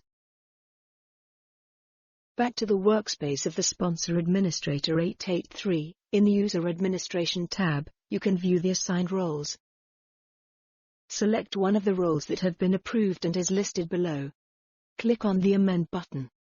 In the pop-up form, as Sponsor Administrator, you can edit the validity period of the role by editing the values of the respective fields and clicking on the Amend button, and then the Confirm button. As a result of the action, the validity period changes. Select another role of the approved ones and click on the Revoke button and then on the Confirm button. The status of the role changes from approved to revoked. Well, I hope that with these three videos that showed you a little bit how the user management, you manage user profile, how you request and assign roles, how to amend and revoke roles was helpful for you. Anna? Thank you, Stephanie. Thank you very much for presenting the user management functionality. I hope it's more clear now how to assign, amend, and revoke roles to user, as well as how a user can also request roles to the administrator. As we said, we have these two options in the sponsor workspace. It does not exist, as indicated previously, in the member state, which it works only by invitation by administrator assigning roles to the user. So I think this gives more flexibility, considering that sometimes sponsor work or contract other organizations, they may not be familiarized with employees, so they can send a request as well using this second route.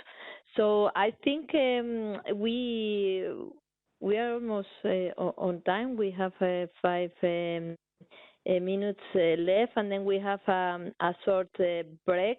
I think we can perhaps take 2 or 3 questions that have been raised in the chat to take the opportunity that we have this 5 minutes. Is that okay for you, Stephanie? Yes, sure. I think we can. I'm going to start from the bottom of the questions because it's easier for me. There is one question in the sponsor is the high-level administrator. How will the sponsor be validated by EMEA? How long does this take? From what does it depend? So, okay, thank you for this question. I think I can address this particular question. I think so, Anna. We are currently working in the registration process for the high-level administrator, what we call the high-level administrator. We have a similar process for other EMEA systems that also have sensitive information like Ctis, and we are looking at that current processes for other systems and see if it's appropriate as well for Ctis, or we need to introduce a few amendments. So we are currently working on that, and when this is agreed and finalized, for sure we will have a training session to cover the registration process for the high-level administrators, okay?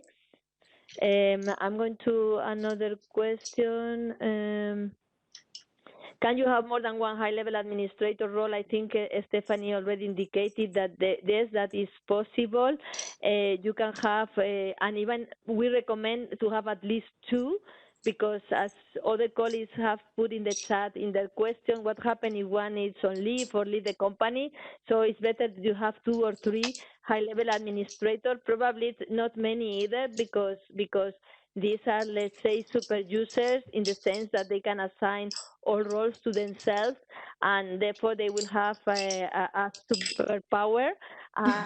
And therefore it's important that have a reduced number of users that have full control over what is happening in the system. But for sure we recommend that you have to leave the company, or is off sick or whatever, and you have someone that can act as the backup. Let me check. So when is the early registration for sponsoring Ctis possible? In fact, self-registration is already feasible, because the credentials are not only for Ctis but also for other EMS systems. The only thing is, even if you get the credential or you have already credentials for other EMS systems, you cannot apply those because the system is not in production yet. It's still under development, and therefore you can have self-register, have your credential, but you will not be able to use them. And the same will happen with the high-level administrator once we when we start with this registration process. Even if it happens before go live and you register your high-level administrator, they will not be able to go to Ctis to assign roles to users, because we need to wait for the production environment, and this will happen once we go live. Let's see if there are other questions. Okay, is it possible to switch from trial-centric to organization-centric in case the organization increasing the number of Ctis? Yes, the answer is in principle yes. At least when I tested the system, that was possible. So that continued to be my expectation. So that it will be feasible. But again, that's what you need to reflect as early as possible.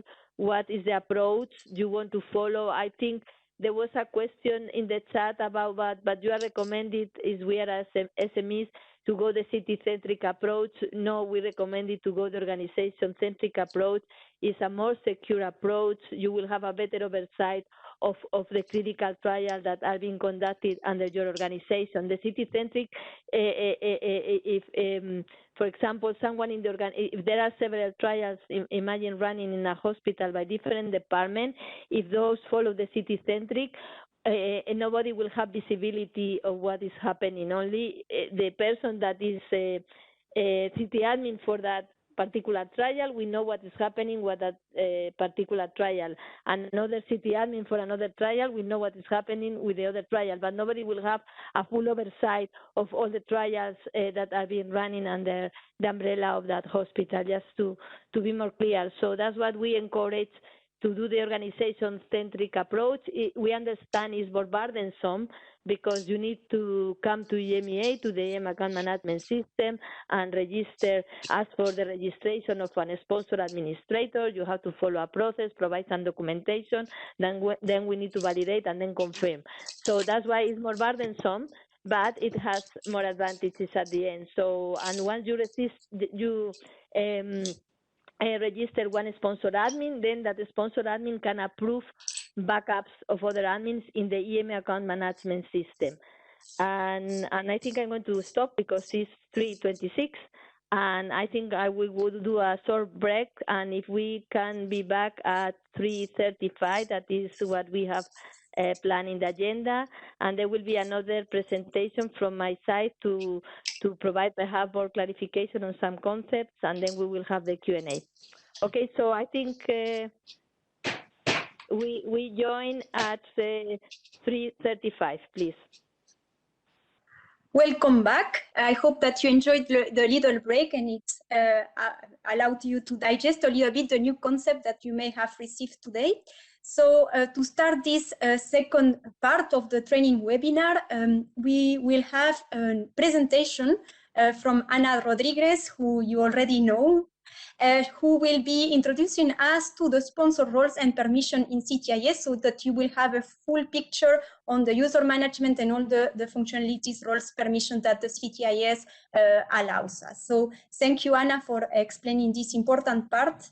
Presentation intends to give you more details or to try to have a better understanding about the user management in Ctis by describing the different type of sponsor roles and also the permissions that are mapped to those roles. If we can move please to the next slide. So in order to find the roles and the permissions, we created what we call a role matrix. The role matrix is, let's say, a document that specifies all the permissions that are required in order to be able to perform administration of user in Ctis, as well as all end-to-end process that are required to fulfill with the requirements of the regulation in terms of submission of application and further evaluation and the supervision of clinical trials. So therefore we have different type of permissions. You can see the types that are listed at the bottom of this slide. We have, for example, create permission, and just to give an example, create the initial application, or there are permission related to view things. So, for example, view the request for information that have been submitted by member states, or permission related to submit something. Again, it submit the initial application or submit a substantial modification, and et cetera, et cetera. So we have a predefined set of permissions for the different end-to-end processes, as well as for the administration, user administration of the system. And then we have defined roles, and each role has mapped a subset of these predefined permissions, and we can distinguish two types of roles that you have seen also through the previous presentation. We have what we call the administrators type of roles, and then we have the business roles, and within the business roles we distinguish between one specific one that exists only in the member state workspace, that is the coordinator role, which is responsible for, let's say, administering tasks that are created by the Ctis workflow that has been implemented from the selection of the RMS selection to the decision of the trial. The Ctis system will generate a task, and this coordinator will be able to assign those tasks to users that should be responsible to perform those. But again, this is more in the member state workspace. This concept does not exist in the sponsor workspace. And then we have the business roles that apply to both workspace, and we have three different type of role depending on the type of permission they have attached. And we have what we call viewer roles, preparer roles, and submitter role, and you can imagine from the naming what they can do. One type can view, other can prepare, and others can submit information as well. But I will provide more detail in my next slide. And finally, you have the register user. The user, as we explained at the start, need to be self-registered, credential, and logging in the system. And when they log in, they have a default role. But if they want to perform really clinical trial-related activities, or in some cases administered users, they need to be assigned with a role or a combination of role. That is possible in order to build the profile of a user. And all of this gives a lot of flexibility to the Ctis system in order to get or to ensure that we can accommodate the different types of organization, not only at the sponsor level, but also at the member state level. Next slide, please.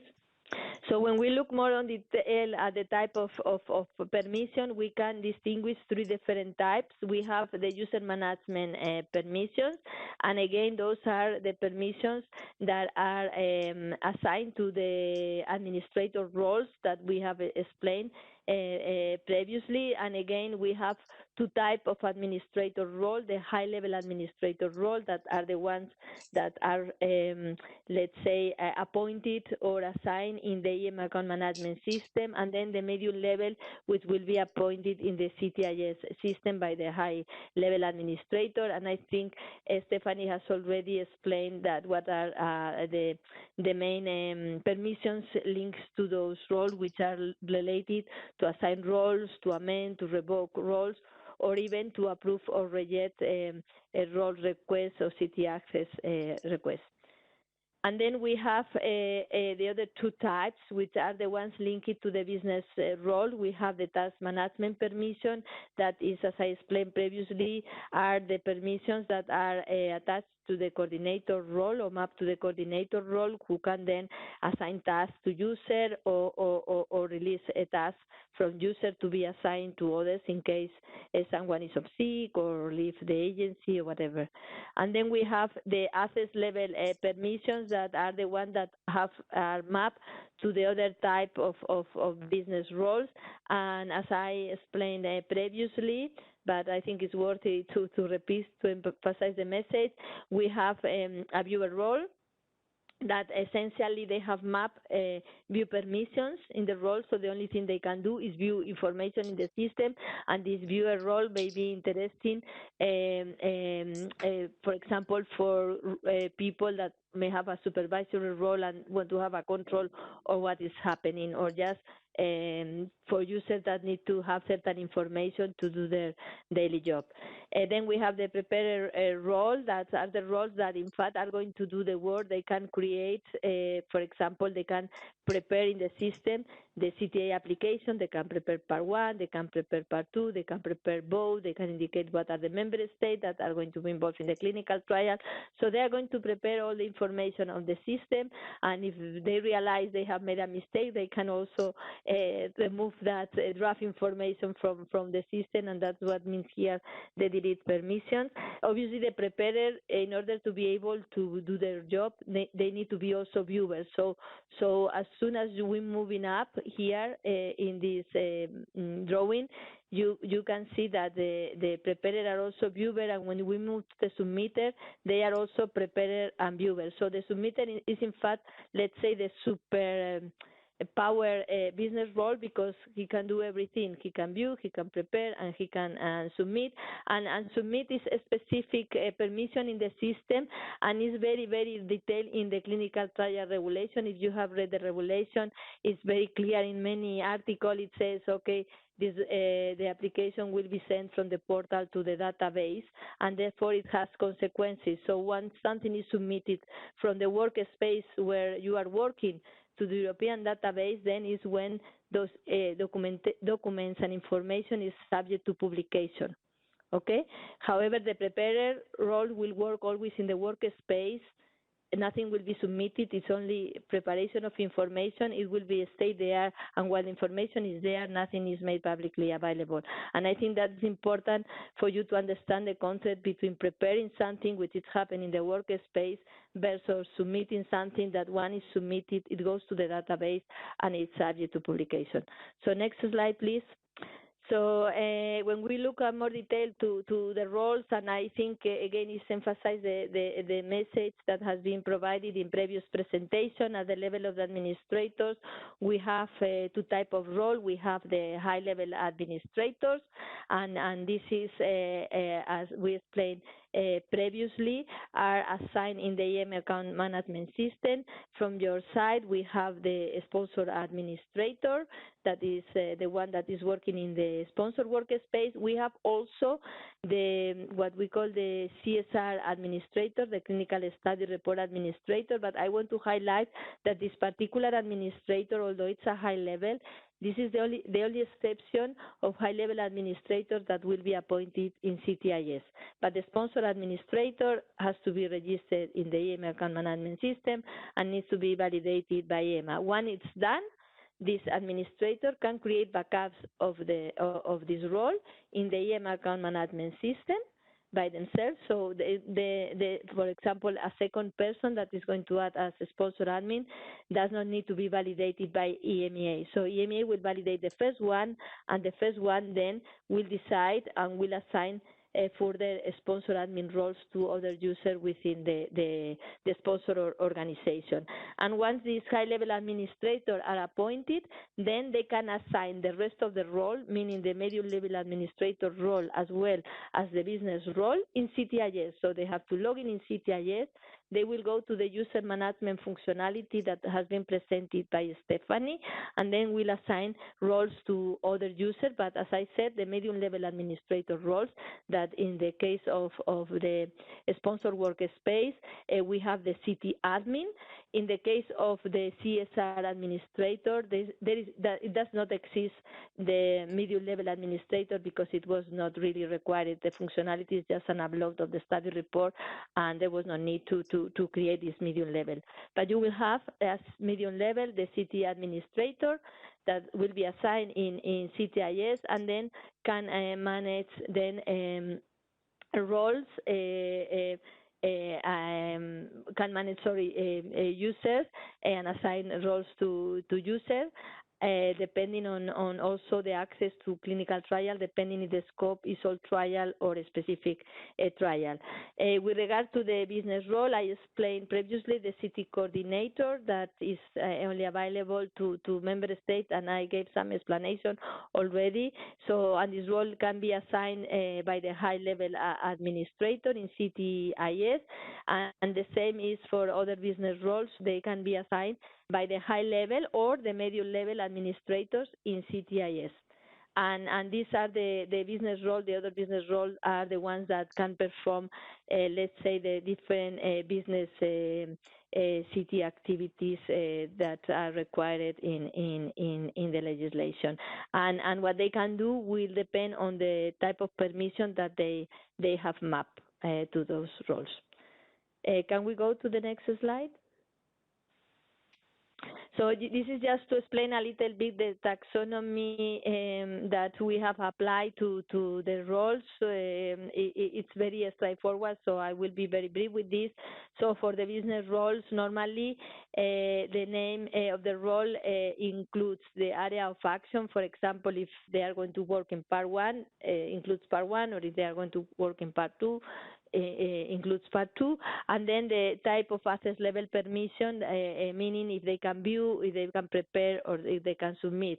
And just I put example, for example, part 1 preparer will be able to prepare part 1, but obviously will not be able to submit because they don't have the submitter part. The application submitter is the one that can prepare also the application and can submit. And so on. So it's just for you to understand how the naming is working with the roles. For the administrator role, for the high level is just the workspace. In the case of the sponsor admin, is a sponsor plus the word admin. So very simple. And for the middle level administrator, as we said, for the sponsor workspace, we have only the Citi admin, and again it's Citi plus the word admin. So next slide. So, and here is an overview of the roles that will be available from the sponsor workspace, and depending to the type of administrator. For the sponsor administrator, when they log in Ctis, they will be able to assign the Ctia admin role, but they will also be able to assign any of the business roles that are listed here. We have viewer roles. As I said, part 1 viewer, that means excluding the quality part of the IMPD, which means that they can view part 1, but not the quality part. Part 2 viewer, meaning that they can view part 2. Quality MPD viewer, meaning that they can view the quality part only. And the notification viewer are the ones that can view the notification that are sent out or submitted after the decision of the trial. And then the Citi result viewer that will be able to view the Citi results that have been posted, and the annual safety report viewer. In terms of preparer, we have the part 1 prepared, excluding the quality. As you can see from the name, they will be able to prepare the quality part, the part 1 of the dossier, but not the quality part. That's why they have the wording excluding quality IMPD. The part 2 preparer that will be able to prepare the part 2, and the quality IMPD preparer that will be able to prepare the quality part of the dossier only, and then the notification preparer that will be able to prepare the different type of notification. I think Laura in her presentation explained all the different activities for the sponsor, including the submission of notification, the start of the trial, and of the trial, serious breaches, and so on. And then we have the submitter role. And then here we have the application submitter. The application submitter is the only one that can, with the Citi admin, that can submit an application through the workspace to the database. And as I said, this has a consequences, because then the information, once it's in the database, is subject to publication. And then we have the notification submitter, so they will be able to submit also this notification from the portal to the database. And then the Citi result submitter, the same for the summary of the results and the layperson summary, and the annual safety report submitter, which this is in relation to the safety annual safety report module that we have in Ctis. And important to emphasize again that the preparer are also viewer and the submitter are preparers are viewer. So we expect that you may have in your organization users that will be responsible to prepare the information, but they will not have the permission to submit. So the submitter will be more those that will supervise the work that has been done by the preparer. If there is a need to change something, they have the permission to change those things because they are prepared as well. And then once everything is ready, they can press the button and submit to the database with the consequences that will have. And then the other sponsor administrator we have is the marketing authorization applicant role.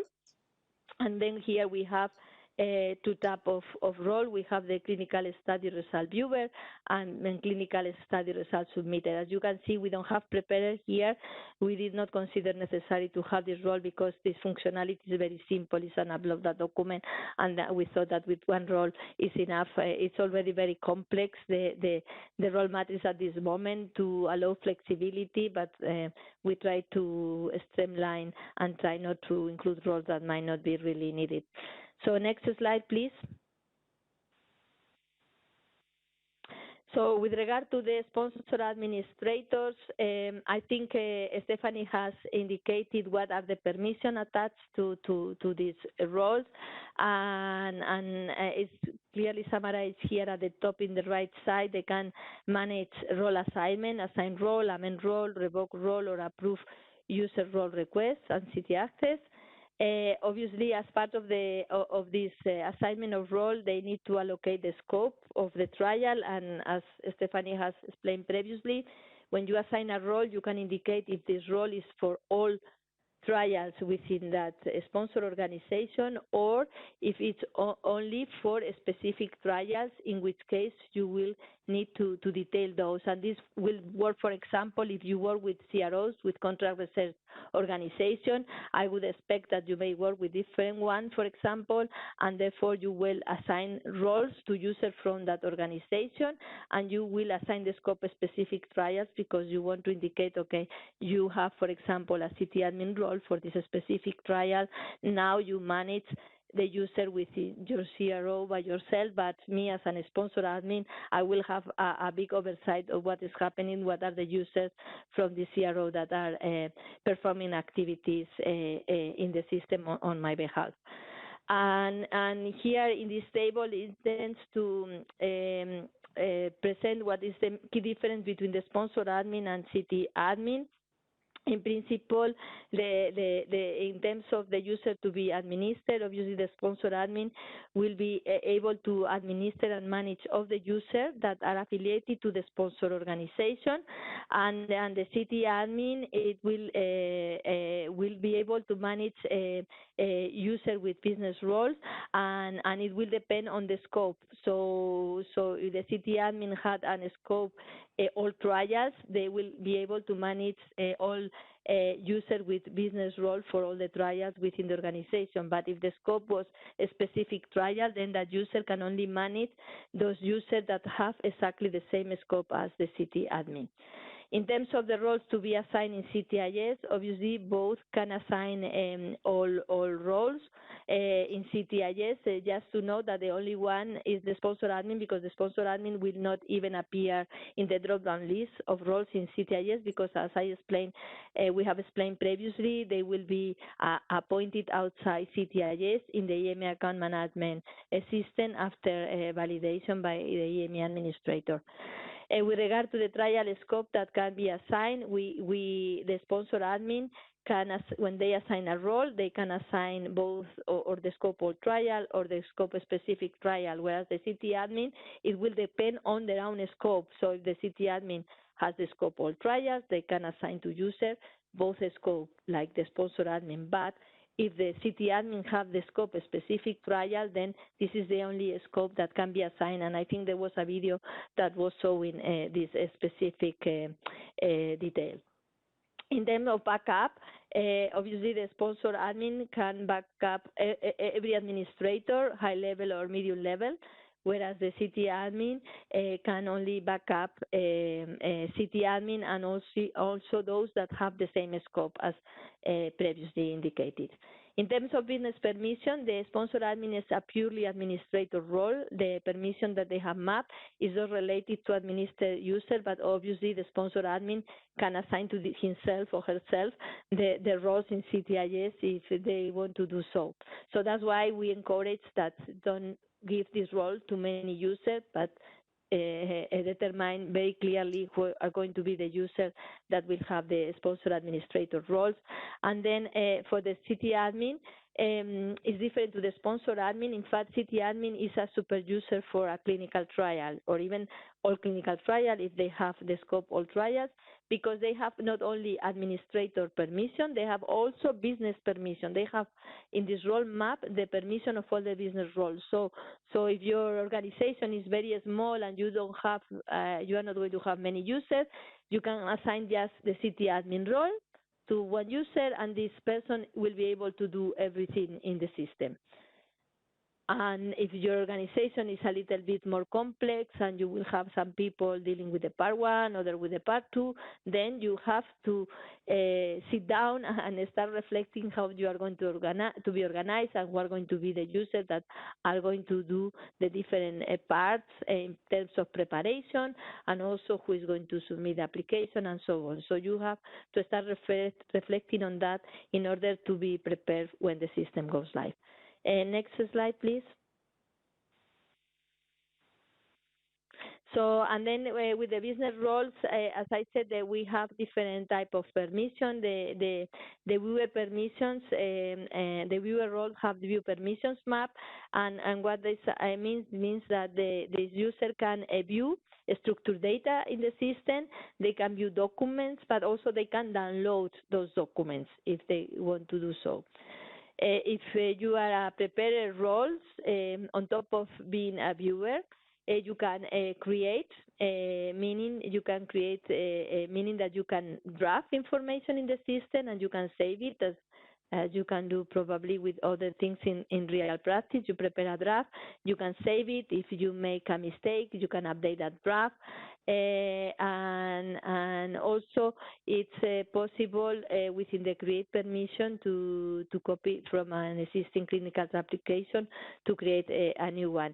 Also, obviously, if when you are preparing something, you realize you make a mistake because the information you entered was for a different trial, then you have the option also delete, and you will see certain buttons in the system that it calls cancel, and is related to this delete permission in the role.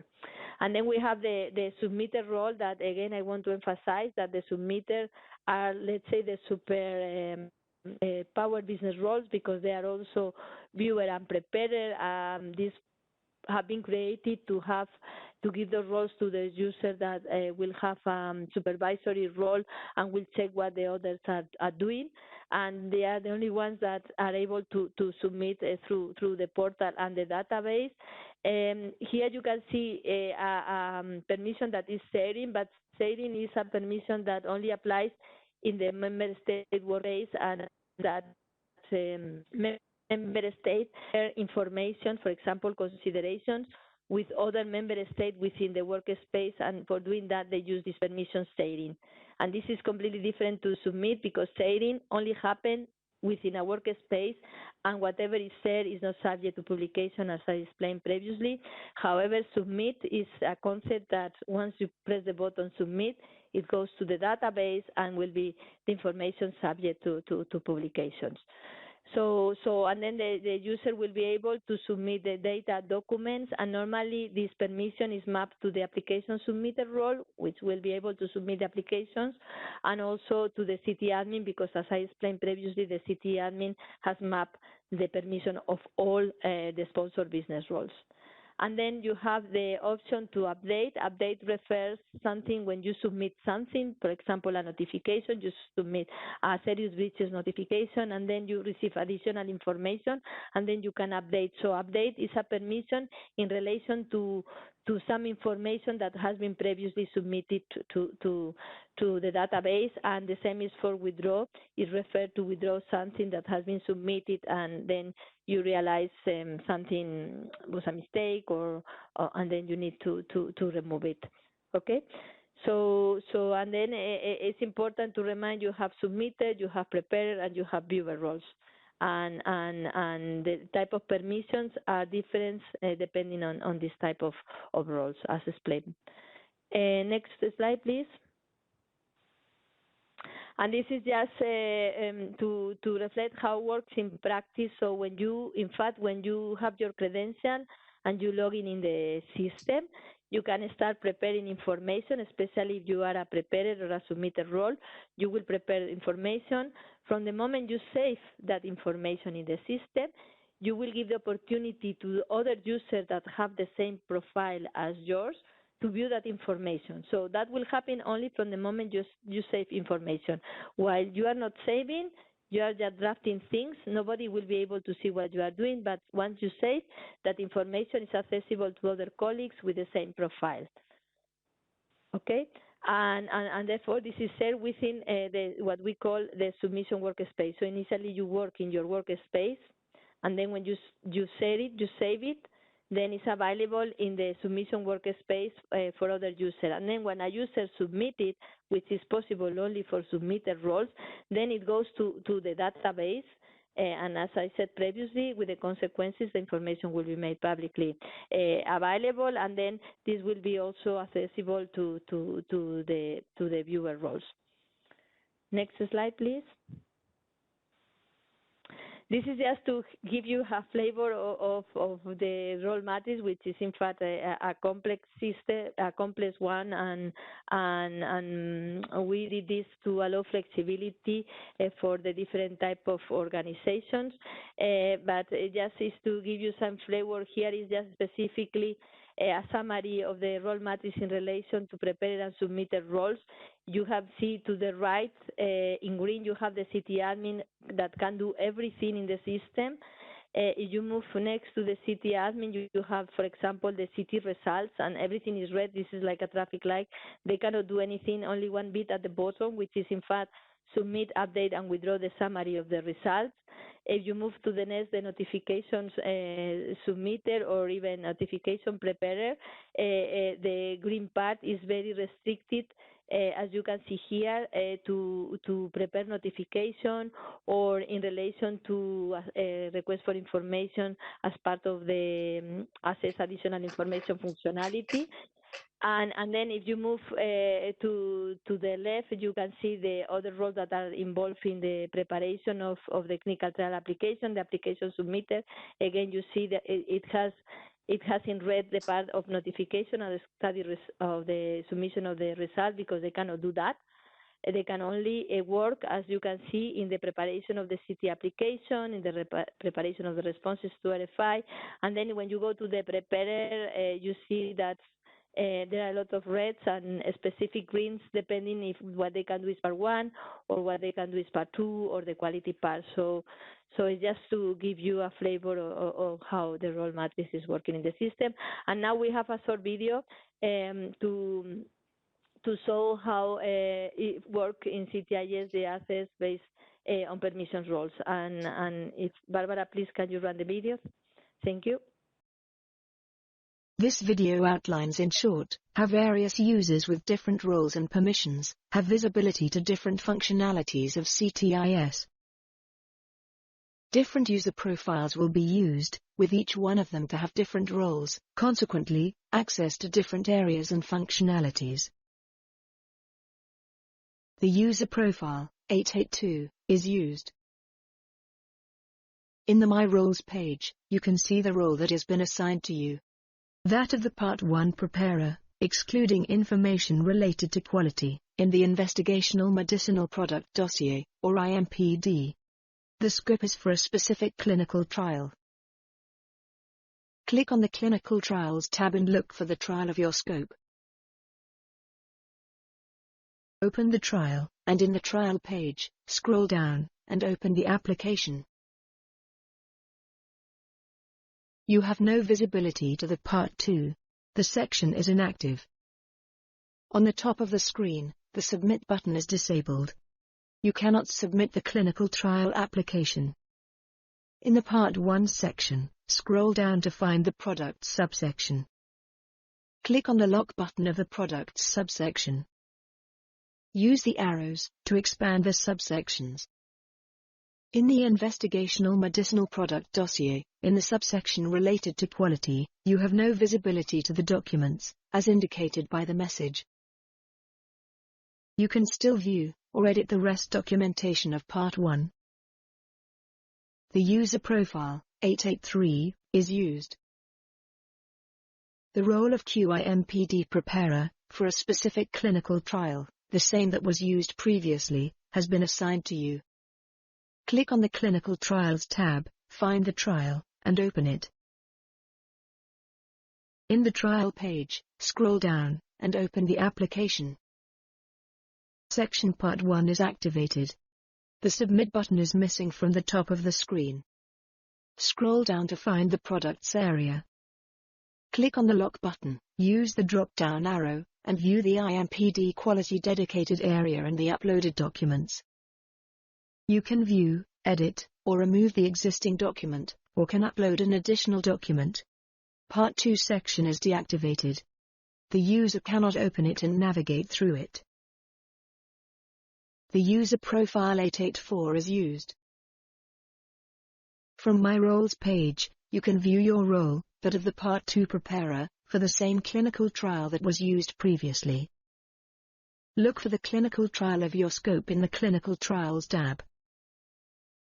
Part 1 section is disabled. You cannot open and navigate through it. The Submit button is also disabled. You cannot submit the clinical trial. Part 2 is active. Click on the Lock button to navigate through the documents. You can add a trial site with the Add Site button. You can open the subsections below, view the documentation, download, or remove it. You can also upload additional documents if needed. The user profile, 885, is used. You have been assigned the role of the application submitter, for the clinical trial that has been used previously. Find the clinical trial in the Clinical Trials tab, and open it. On the top of the screen, the Submit button is enabled. You can submit the clinical trial application. Part 1 section is active. You can open any subsection, except for the QIMPD subsection, and upload documents or edit the structural data. In the trial title subsection, change the title of the trial by typing it in the relevant field. In the protocol subsection, upload an additional document. A third document has been added, below the initial two documents. Scroll down to find the product subsection, click on the lock button, and then, click on the drop-down arrow. Scroll down and open the IMPD Quality Dedicated area. You cannot view the investigational medicinal product dossier, related to quality, as indicated by the message. The user profile, 881, is used. The role of Ctia administrator has been assigned to you. In the scope, it is included the specific clinical trial that has been used in this video. Find the clinical trial of your scope from the Clinical Trials tab, and open it. On the top of the screen, the Submit button is enabled. You can submit the clinical trial application. All the sections are active. You can navigate through Part 1 section, and view, or edit all the documentation and the structured data that had been populated previously. Open the trial information area, and scroll down to find the trial scope. Edit it, by adding the value of therapy in the trial scope field. Scroll down, and open the products subsection, by using the lock button. You can view, or edit the documentation found on this subsection, even that of investigational medicinal product dossier related to quality. I think the video is already finished.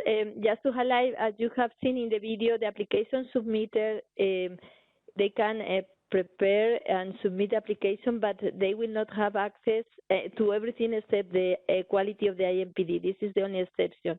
However, the Ctia admin have access to everything. Just to point out that.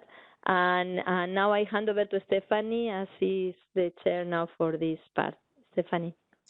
Thank you a lot, Anna. I will ask the panelists to join me. So we have Andrea, who already spoke today. We have also Laura. And Anna, normally you are also joining the panel discussion and question and answer. And we have also three new ones that will be joining us. We have Anne-Marie Janson-Lang, Edith Specie, Fatima Simos, Pimentel, and I will shortly introduce you to the three newcomers, because the rest you already know from the presentation that were previously done. So I don't know if you can join me. Do you have your cameras on, or you will not, for the sake of not having troubles with the connection? I don't know if you will be putting your cameras on also. Okay, so I will introduce Edith Specie. She is a board-certified pathologist. She with a PhD in cell and molecular biology. Before joining the European Commission in 2016, she worked as a postdoctoral fellow at the Diabetes Research Center of the VUB, and then as a translational research physician at the European Organization for Research and Treatment of Cancer. Edith joined the clinical trials team in DG Santé in 2018, where she is responsible for the timely and adequate implementation of the CTR. We have also Fatima Simon Sousa Pimentel. So Fatima studied industrial pharmacy and obtained a post-degree in clinical trial monitoring, working in Pharmed since 2005 in the clinical trial units. Her roles have been as a senior clinical trial coordinator, especially in the VHP procedure, coordinator for technical and regulatory support to academic trial submission, participant in the Portuguese regulatory and scientific advice for clinical trial discussion, coordinator of the CTFG since 2008, and has joined the Ctis project almost since the beginning, having a role as a member state product owner for the Ctis project, an expert for the EMA training team, and a role as a master training for Portugal. She has been active in several communication and trainings related with clinical trial submissions. And then Anne-Marie Janson-Lang. obtained her MD and PhD at the Karolinska Institute, Sweden. Anne-Marie started her own research group at the Department of Neuroscience at the Karolinska, sorry for the pronunciation, Institute, and was principal investigator for numerous Swedish and international research projects. She is inventor of 2 patents and co-founded the Swedish biotech company Neuronova in 1998. Anne-Marie also worked as physician and investigator in clinical trials, served in the board of the Swedish Movement Disorder Society, and co-founded the Swedish Parkinson's Disease Registry.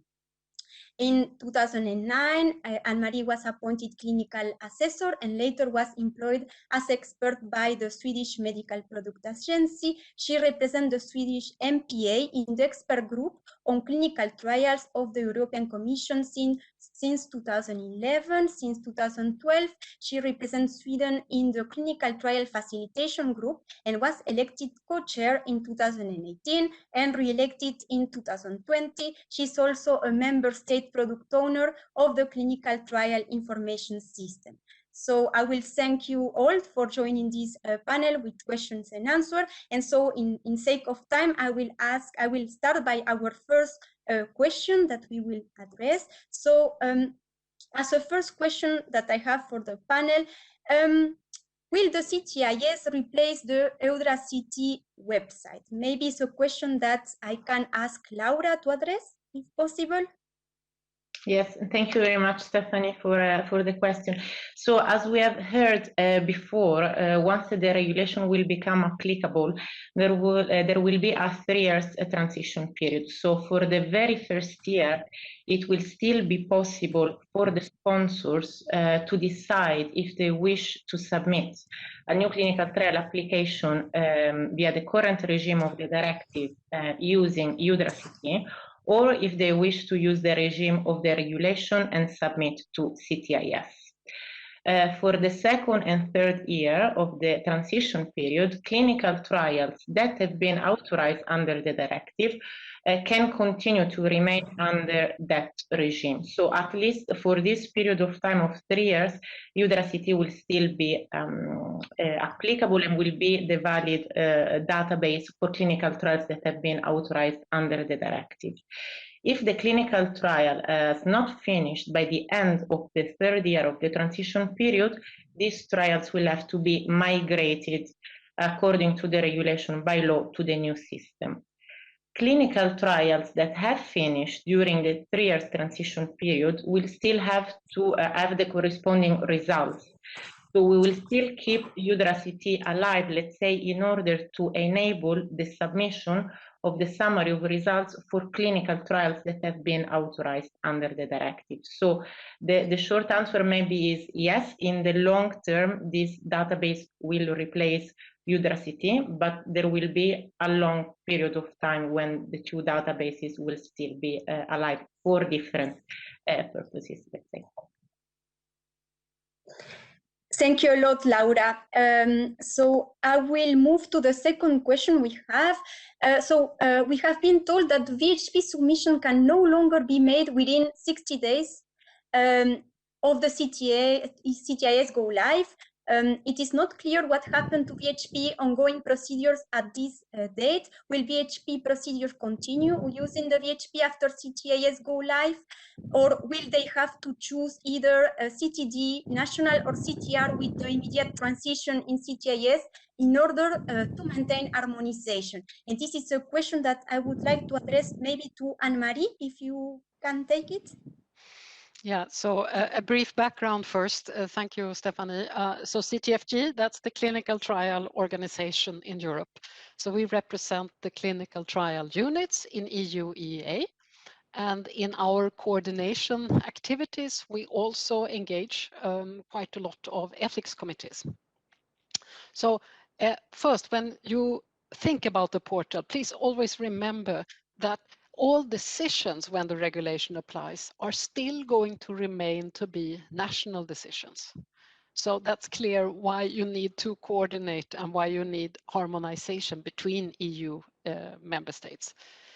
So Please also remember that now we have seen a lot of the technicalities of Ctis, which is a tool for cooperation. So let me assure you that on the regulatory side of the portal, we are very much human beings. And we are going to be the same persons assessing as assessed today, with some important new rules on tacit approvals, on transparency, and on some other matters. But, and as you already mentioned, we are active in Ctis now as member state product owners. We are active as training experts. But in fact, we started already 12 years ago, practical collaboration, without any law at all. We just decided that CTFG, we are dedicated to research and to getting new medicines for patients. So let's collaborate in a joint assessment that is completely voluntary. We have done it for 12 years. There are around 1,800 new application dossiers that have been submitted. We have been doing this since we have been waiting for the new regulation and for the portal. But in contrast to sponsors, we will have to work in Ctis the very first day. Sponsors can wait for a year, but we have to go there day one. So we have already now made clear we cannot have the procedure of VHP parallel to Ctis. So please prepare that 60 days before the regulation applies, we will inform you better about the exact dates when we know when the regulation applies. 60 days before, you will not be able to submit substantial amendments or new initial applications after that. So you need to plan around the time when Ctis applies. So if you need to have an amendment before, please do it so you prepare, so you submit it 60 days before. But then if you need to do something very soon after Ctis applies, please then transfer into Ctis as soon as possible. We are going to keep the reference A will be the reporting member states. We are going to see that the harmonization we achieved already for 1/5 of all multinational clinical trials in Europe will be kept. Please just help us, all sponsors, so that you plan after 60 days before. We don't accept any more VHP since we can't run the procedures in parallel. But we hope that all this is very clear. Thank you a lot, Anne-Marie. The next question. If additional information is needed, according to the regulation, the sponsor has maximum 12 days to answer. Can a shorter delay be imposed to sponsors? Meaning, if an answer is requested in next 48 hours after receiving the request, does the sponsor have to answer by the imposed deadline, or can the sponsor take more time if that delay is too tight, taking into consideration that he has to answer in maximum 12 days after the request? Apparently the person that raised this question has encountered some situation like that in pilot phase. So I don't know if maybe Fatima or Anne-Marie or eventually Edith can reply to that question.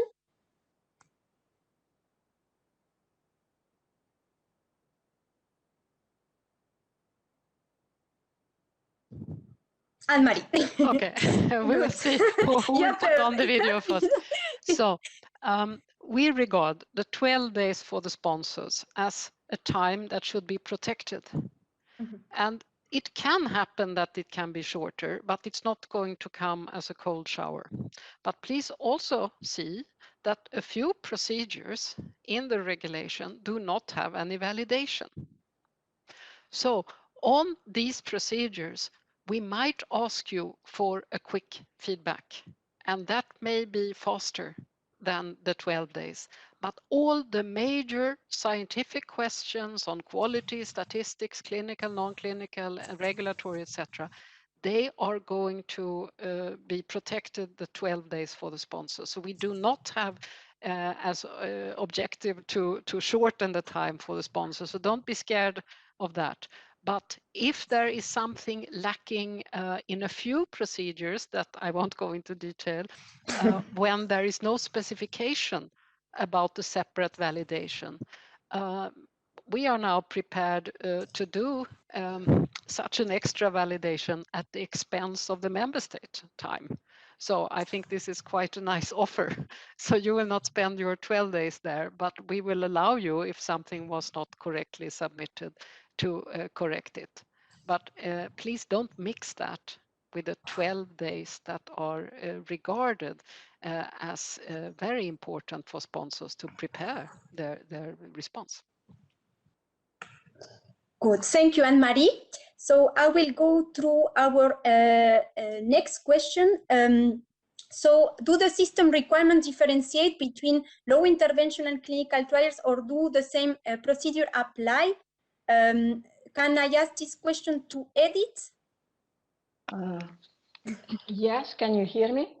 Yes, Edith, perfect. Okay, super. Thank you. So the concept of low interventional clinical trials is a new concept in the clinical trial regulation.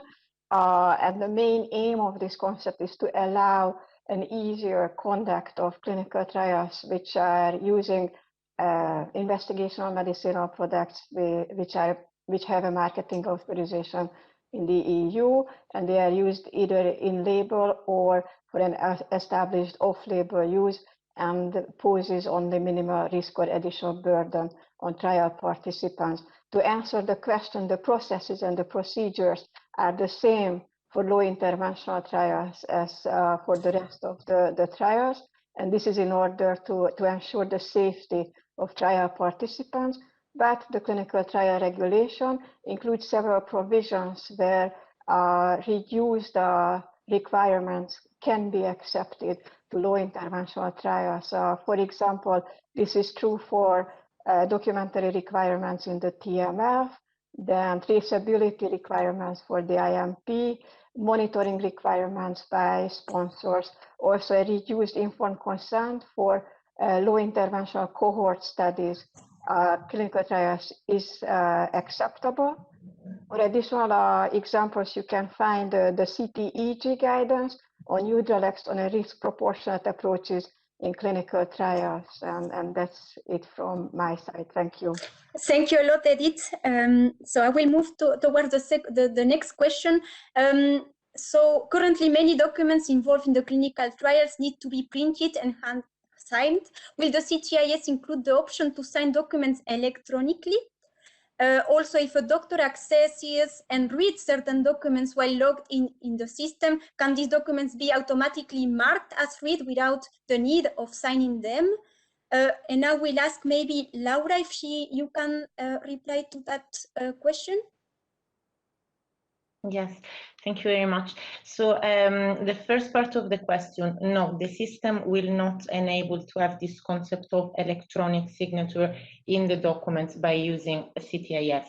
What Ctis enable is to give the possibility to the user to upload a dossier that is prepared outside of the system, to give the possibility to the sponsor to upload the documentation.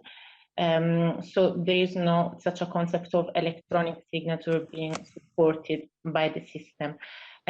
What is important also to clarify is that principal investigator will only have access to the system when they act as a sponsor. So for a principal investigator initiated trials. In this case, they will have access to the system, but in the capacity of sponsor. And again, there is no such a feature like to mark a document as read and therefore no need to process it. So to emphasize the point really that the access is only limited in certain circumstances and that the system is not built at this stage to support this electronic signature feature that was mentioned. Thank you. Thank you, Laura. Moving on, the next one is Ctis integrated with other systems and enable the use of master data already submitted or established at the agency. Maybe Laura, you can also eventually reply to that one. Yes, thank you, Steph. So as we have seen in one of the slides, what we have developed in the clinical trial information system is this integration with other databases that the agency is currently managing, meaning the OMS, the Organization Management System, and the XCVMPD are integrated with Ctis. So when a sponsor wishes to complete a clinical trial application form, and in the part 1, they're going to provide the details of the product that will be tested in the trial, they will have to search and select in XCVMPD to find the detail of the product that then will be retrieved. So here is as awareness really that we are raising to inform the sponsors that all the details of the product should be in XCVMPD before they can be used in the Ctis. And of course, this applies to development product and product that have already a marketing authorization. OMS is for the organization. So once again, also for retrieving the details of organizations to be used in Ctis, the sponsor should ensure that the details of the organization are registered previously in OMS. So we want to avoid duplication and having a free text and ensure standardization of the records that we use, but it's important that the information is available in the other databases before they can be used in Ctis. Thank you, Laura. So I have a next question. This one will more be for Anna, I think. For access to Ctis, an EMA account will be required. Will already existing EMA accounts fit for that purpose, or is there a need to create new EMA accounts?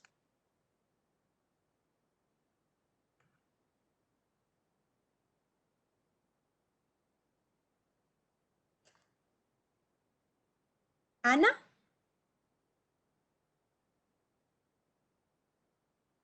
Sorry, I was double muted. I was talking, but I was double muted.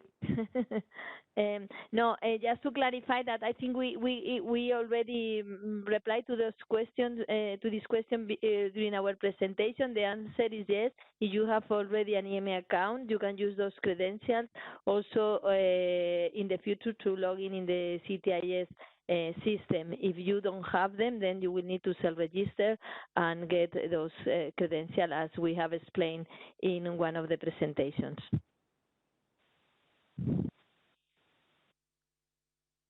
Thank you, Anna. So my next question would be, will different CROs be able to submit initial application dossiers and modification in the system on behalf of the sponsor per each clinical country? Example, each CRO will be responsible for submission in different countries. Maybe I can also address this question to you, Anna. Yes, thank you very much. First of all, as a matter of principle, just to clarify that a role needs to be assigned to a user in order to be able to work in Ctis, regardless if the user works for the sponsor organization or even if the user works for a CRO. So you want a CRO to perform activities in Ctis on your behalf. This is as simple as identify what roles you want to assign to that CRO, assign those using the user management functionality as we have explained, and then that user then will have the capacity, because through this role, to perform the activities that have been agreed with that CRO through contractual arrangement. What we don't have in the system, so for example, if you expect that the CRO is responsible to do the part 2 and you will have different CROs, then the role that you will require will be the part 2 preparer. So that is the role that can prepare the part 2 per member state. But just to clarify that we don't have a part 2 role per country. We have a part 2 role. So if you have a user that has a part 2 role in Germany and a different user that has a part 2 role in France, both users will be able to see each other information. So just to point out that. I think there was a requirement from sponsor POs to see if this seeks the possibility to have a part 2 preparer per country, but this has not been implemented yet, and if this is done, will be an improvement in the future after go live. Just to clarify that. Thank you, Anna. Another question for you again, Anna, sorry. Are user accounts only for individuals, or can an organization generic accounts be created? No, accounts are per individual. Each individual has to self-register and get their credential, and then that the user, they can perform activities in the system if they are assigned with a role. Unless you follow the Centric, and we explained already that in that case, a user can already create a trial and become the city administrator. But otherwise, is the way it works. User accounts are individual. Good. Is there a requirement that sponsor needs an administrator role, or it is possible that various employees of the same sponsor register themselves as normal users? Maybe that's another question for you, Anna.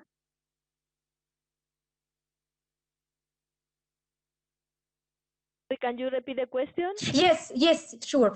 It is a requirement that sponsor need an administrator role, or it is possible that various employees of the same sponsor register themselves as normal users? No. You need an to receive a role. It can only be assigned by administrator. And we already explained we have this high-level administrator that are, in the case of the sponsor administrator that is appointed in the EM account management system. One is following the organization-centric approach.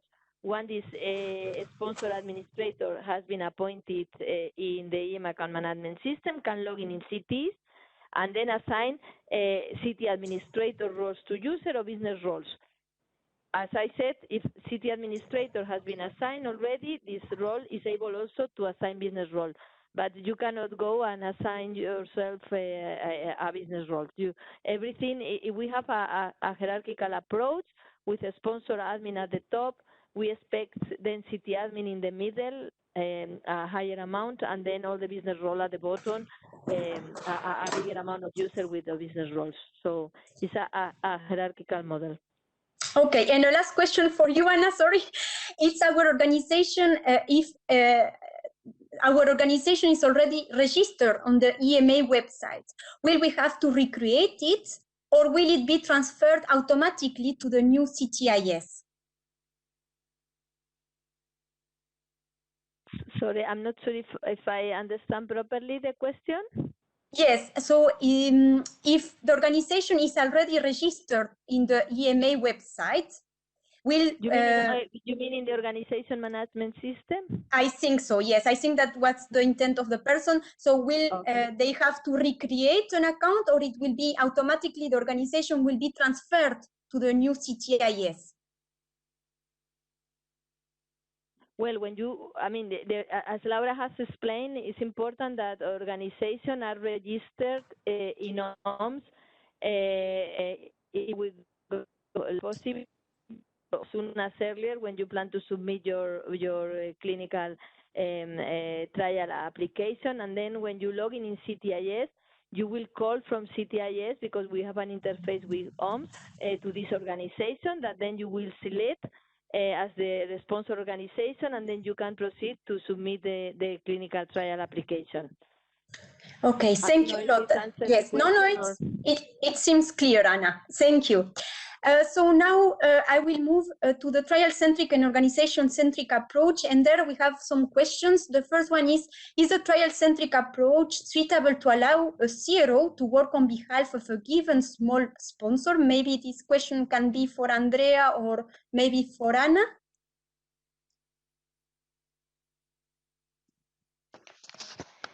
Yes, I'm sorry, I can take this one. So, can you repeat the question? Yes, I'm too fast, sorry. Is the trial-centric approach suitable to allow a CRO to work on behalf of a given small sponsor?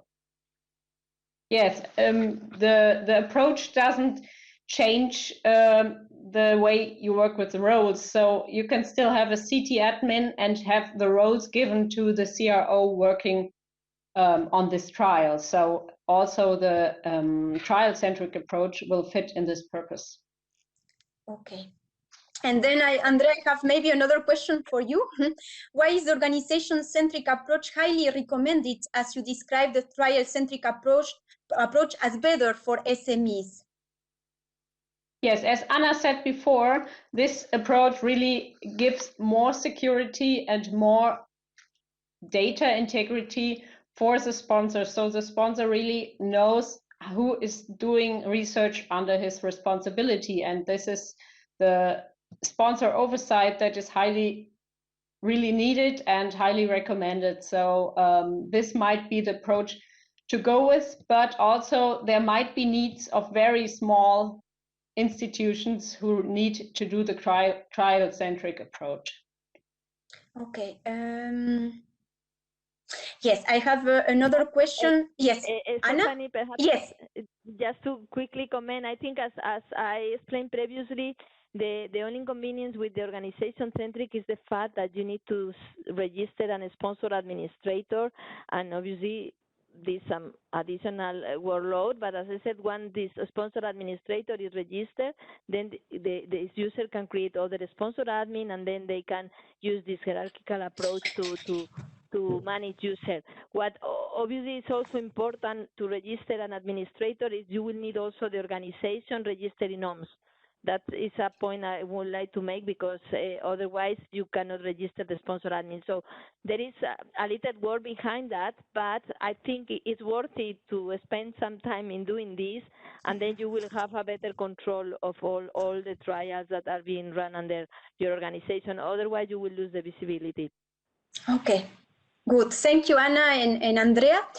So I go to my next question. How will the system avoid that a trial already created according to the organization-centric approach is duplicated by any user using a city-centric approach?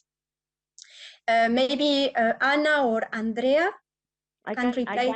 Yes, okay. I can answer that, and in fact there is a video that one of the videos show that this is not possible. So you organic approach and you have registered and sponsor admin, if for example I'm as a user, I go system and I select your organization to create a clinical trial, I will not be able to proceed, because the system, this is automatic done in the system. The system knows that for this organization already exists a sponsor administrator, and therefore I will not be allowed to proceed unless I have a city admin role from that sponsor administrator. So this will not be possible at all in the system. Good. Thank you, Anna. My next question is the following. If the study submission responsibilities are partly outsourced, let's say to a CRO, do they need a special CRO access to the Ctis application so they can upload their part of the dossier? So maybe Anna, I can address this question to you. To me, Stephanie, you said? Yes. Yes. Okay.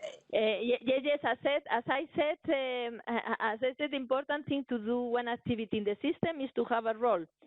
So if the sponsor is working with a CRO and the CRO is intended by contract to be responsible to do part 2, to prepare the part 2, then you assign to the CRO the part 2 role. And then that user within the CRO will be able to prepare part 2. If you want also the CRO to submit the application, then you will have to assign the application submitter role.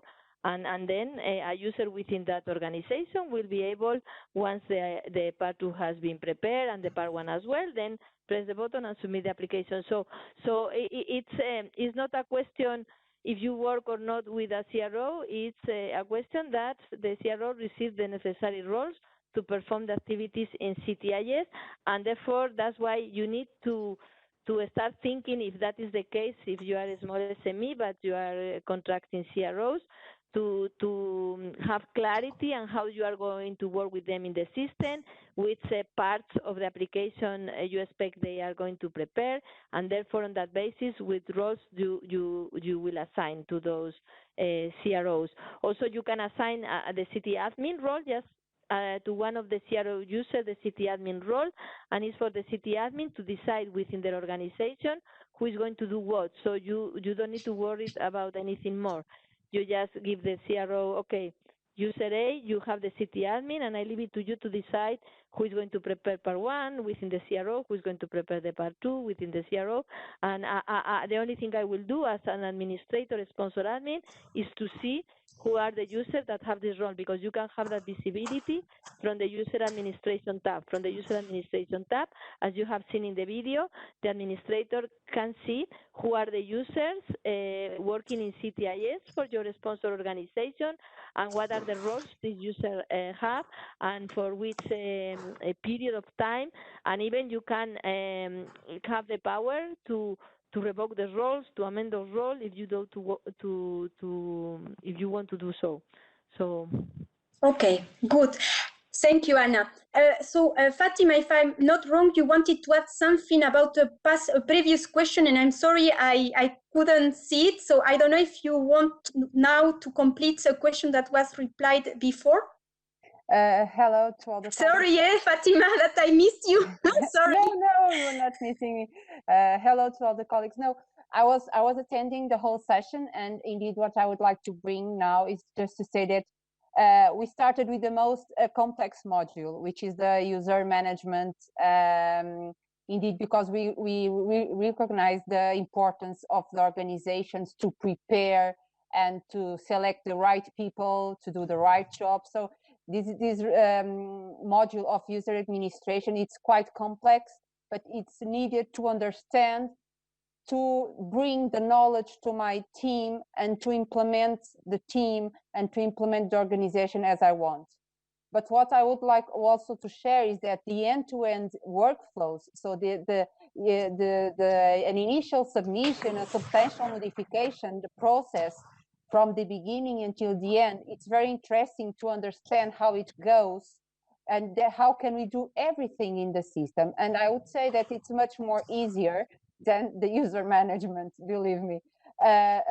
So probably in future sessions, we could address a demo, a live demo or something similar to show you that indeed all that it's addressed in the regulation, now it's possible to do in the system. And it's not so difficult, especially the sponsors workspace. So that's the message. Please don't be afraid. This is really the user management, a complex module. It's needed because we really need to establish our organization and our user profiles. But once they are done, the workflows are quite similar, especially for for people who is dealing with VHP. It's nothing special. It's nothing new. It's just applying the regulation rules with a new IT tool and being familiarized with the screen, which is also a training issue. So this is my message. Thanks. Thank you, Fatima, and sorry for forgetting you. So I have another question. So for clinical trials already submitted, approved via the Udra-Cti and ongoing after the transition period, how would the sponsor be able to submit a substantial amendment in Ctis? So maybe I can ask this question to Anne-Marie or Fatima, or eventually also Edith. Can you please repeat the question? Sorry, yes, Stephanie. I'm too fast, sorry. For clinical trials already submitted, approved via the Udra-Cti and ongoing after the transition period, how would the sponsor be able to submit a substantial amendment in Ctis? I think Laura already explained. I don't know if Laura wants to jump in. Yes, she can. Yeah, because I don't want to explain what she already explained. Laura, are you there? Yes, Fatima and colleagues, thank you very much.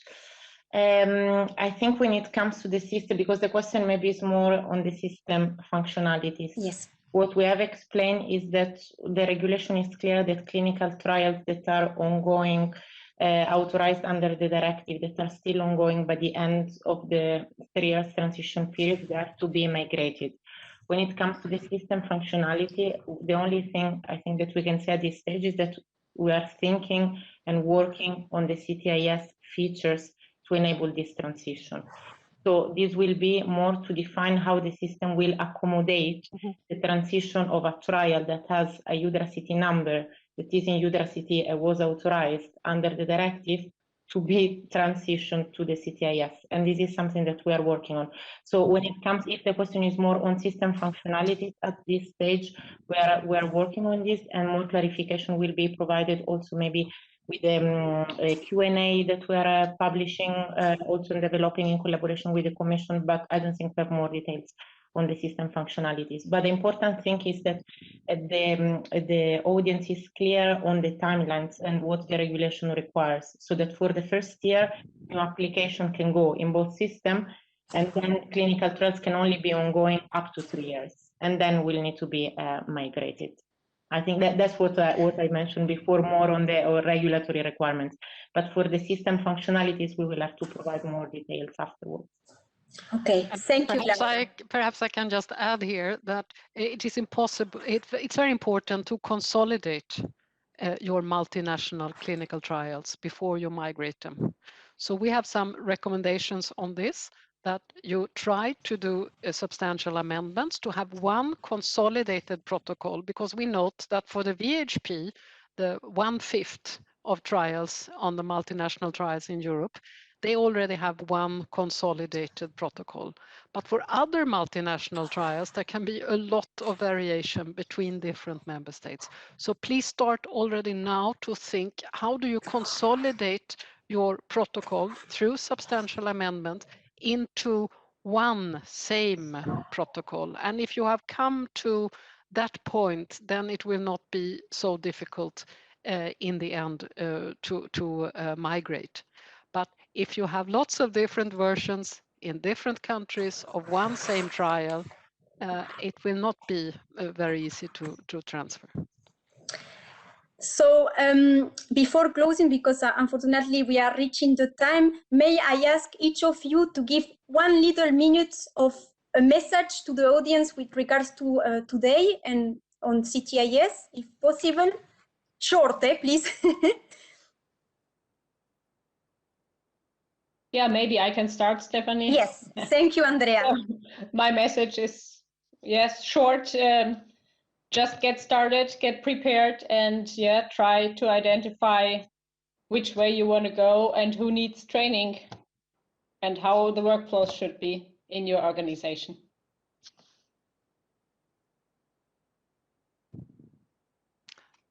So my message would be, try already now to look out for hands-on practice possibilities when you can do training, because it's only with some hands-on that you actually can understand this system in a better way. So look out for that.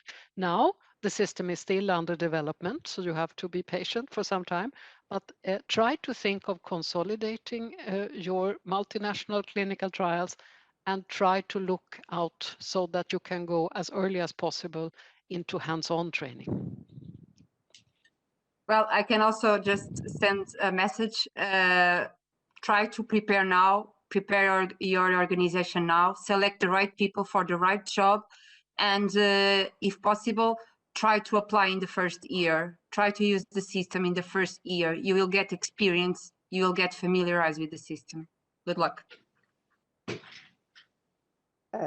Can I also add a remark to one of the comments which arrived during the call, saying that don't you think that the Ctis is a bit too little user friendly? If so-called social media were like this, would they be social?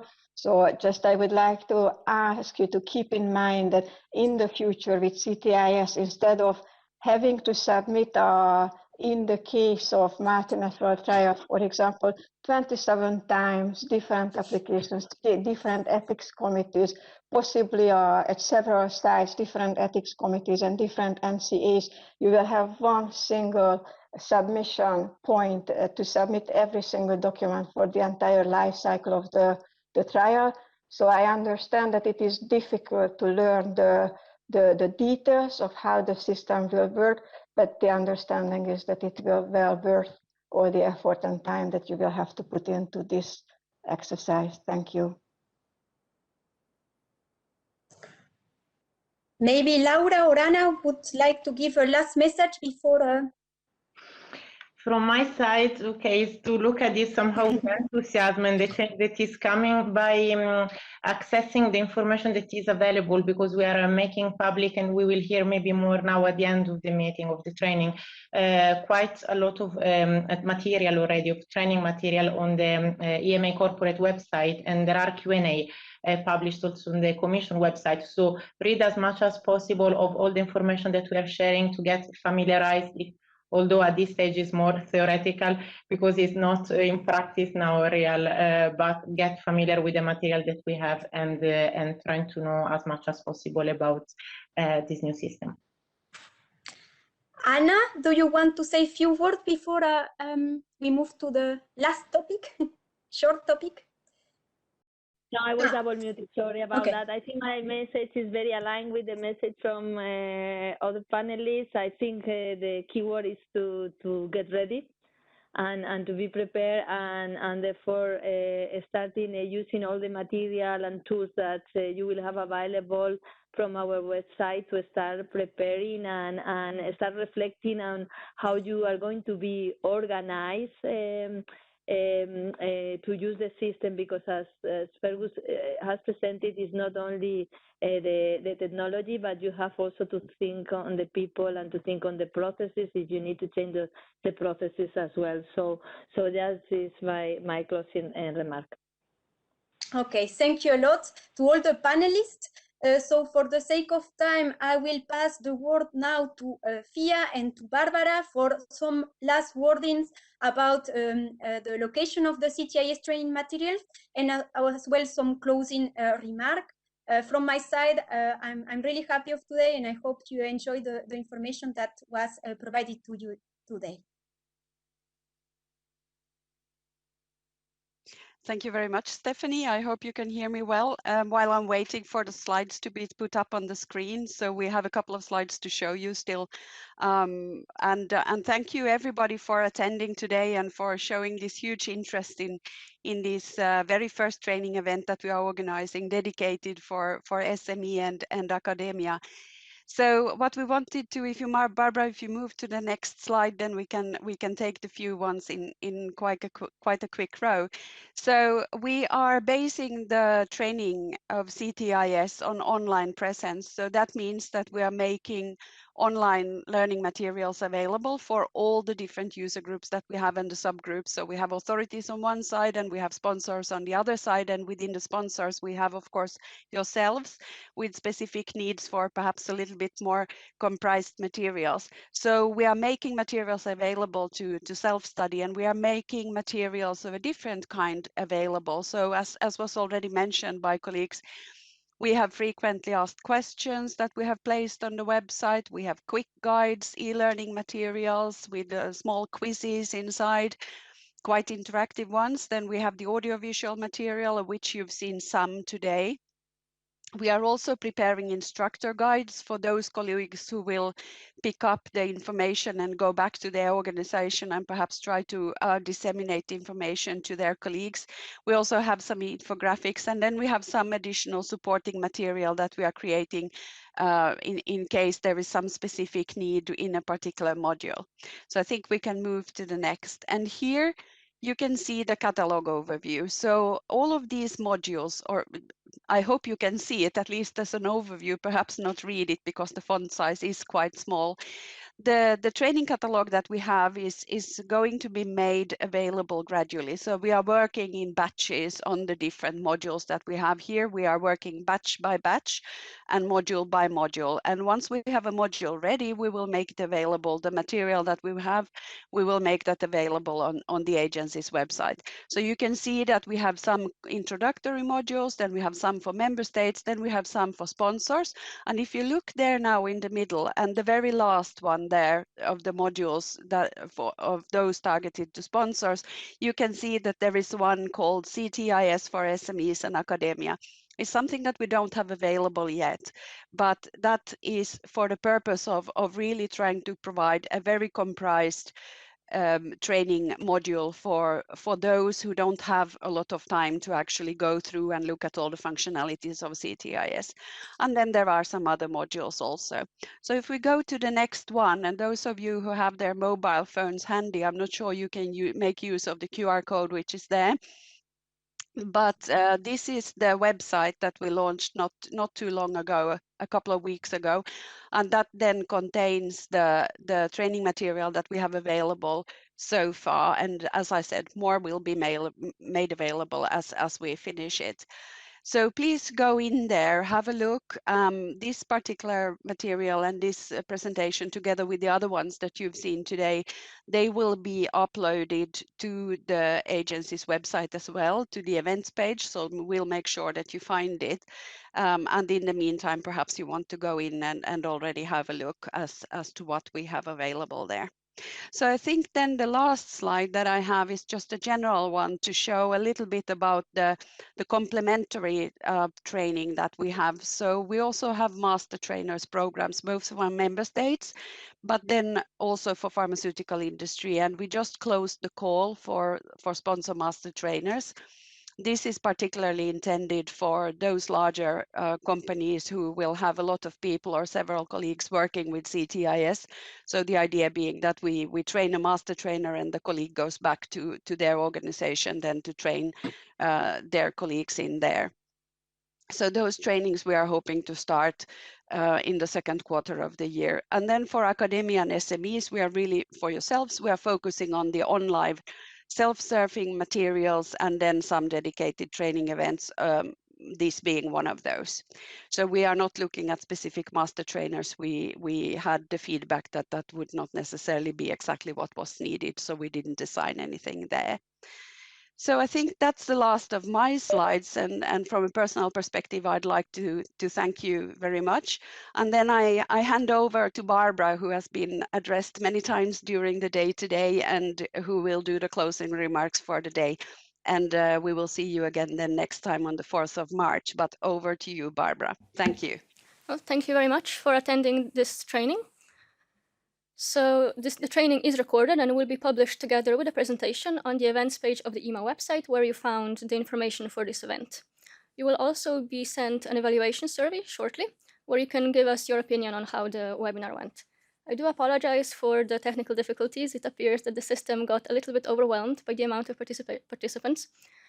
And we will see you again in the second part of the training on the 4th of March, where we aim to be a little bit better and to eliminate the technical difficulties. So once again, you can enjoy the Ctis training materials on the link provided, and if you want to scan the code, you can also access the materials in that way. So thank you all, and see you again on the 4th of March.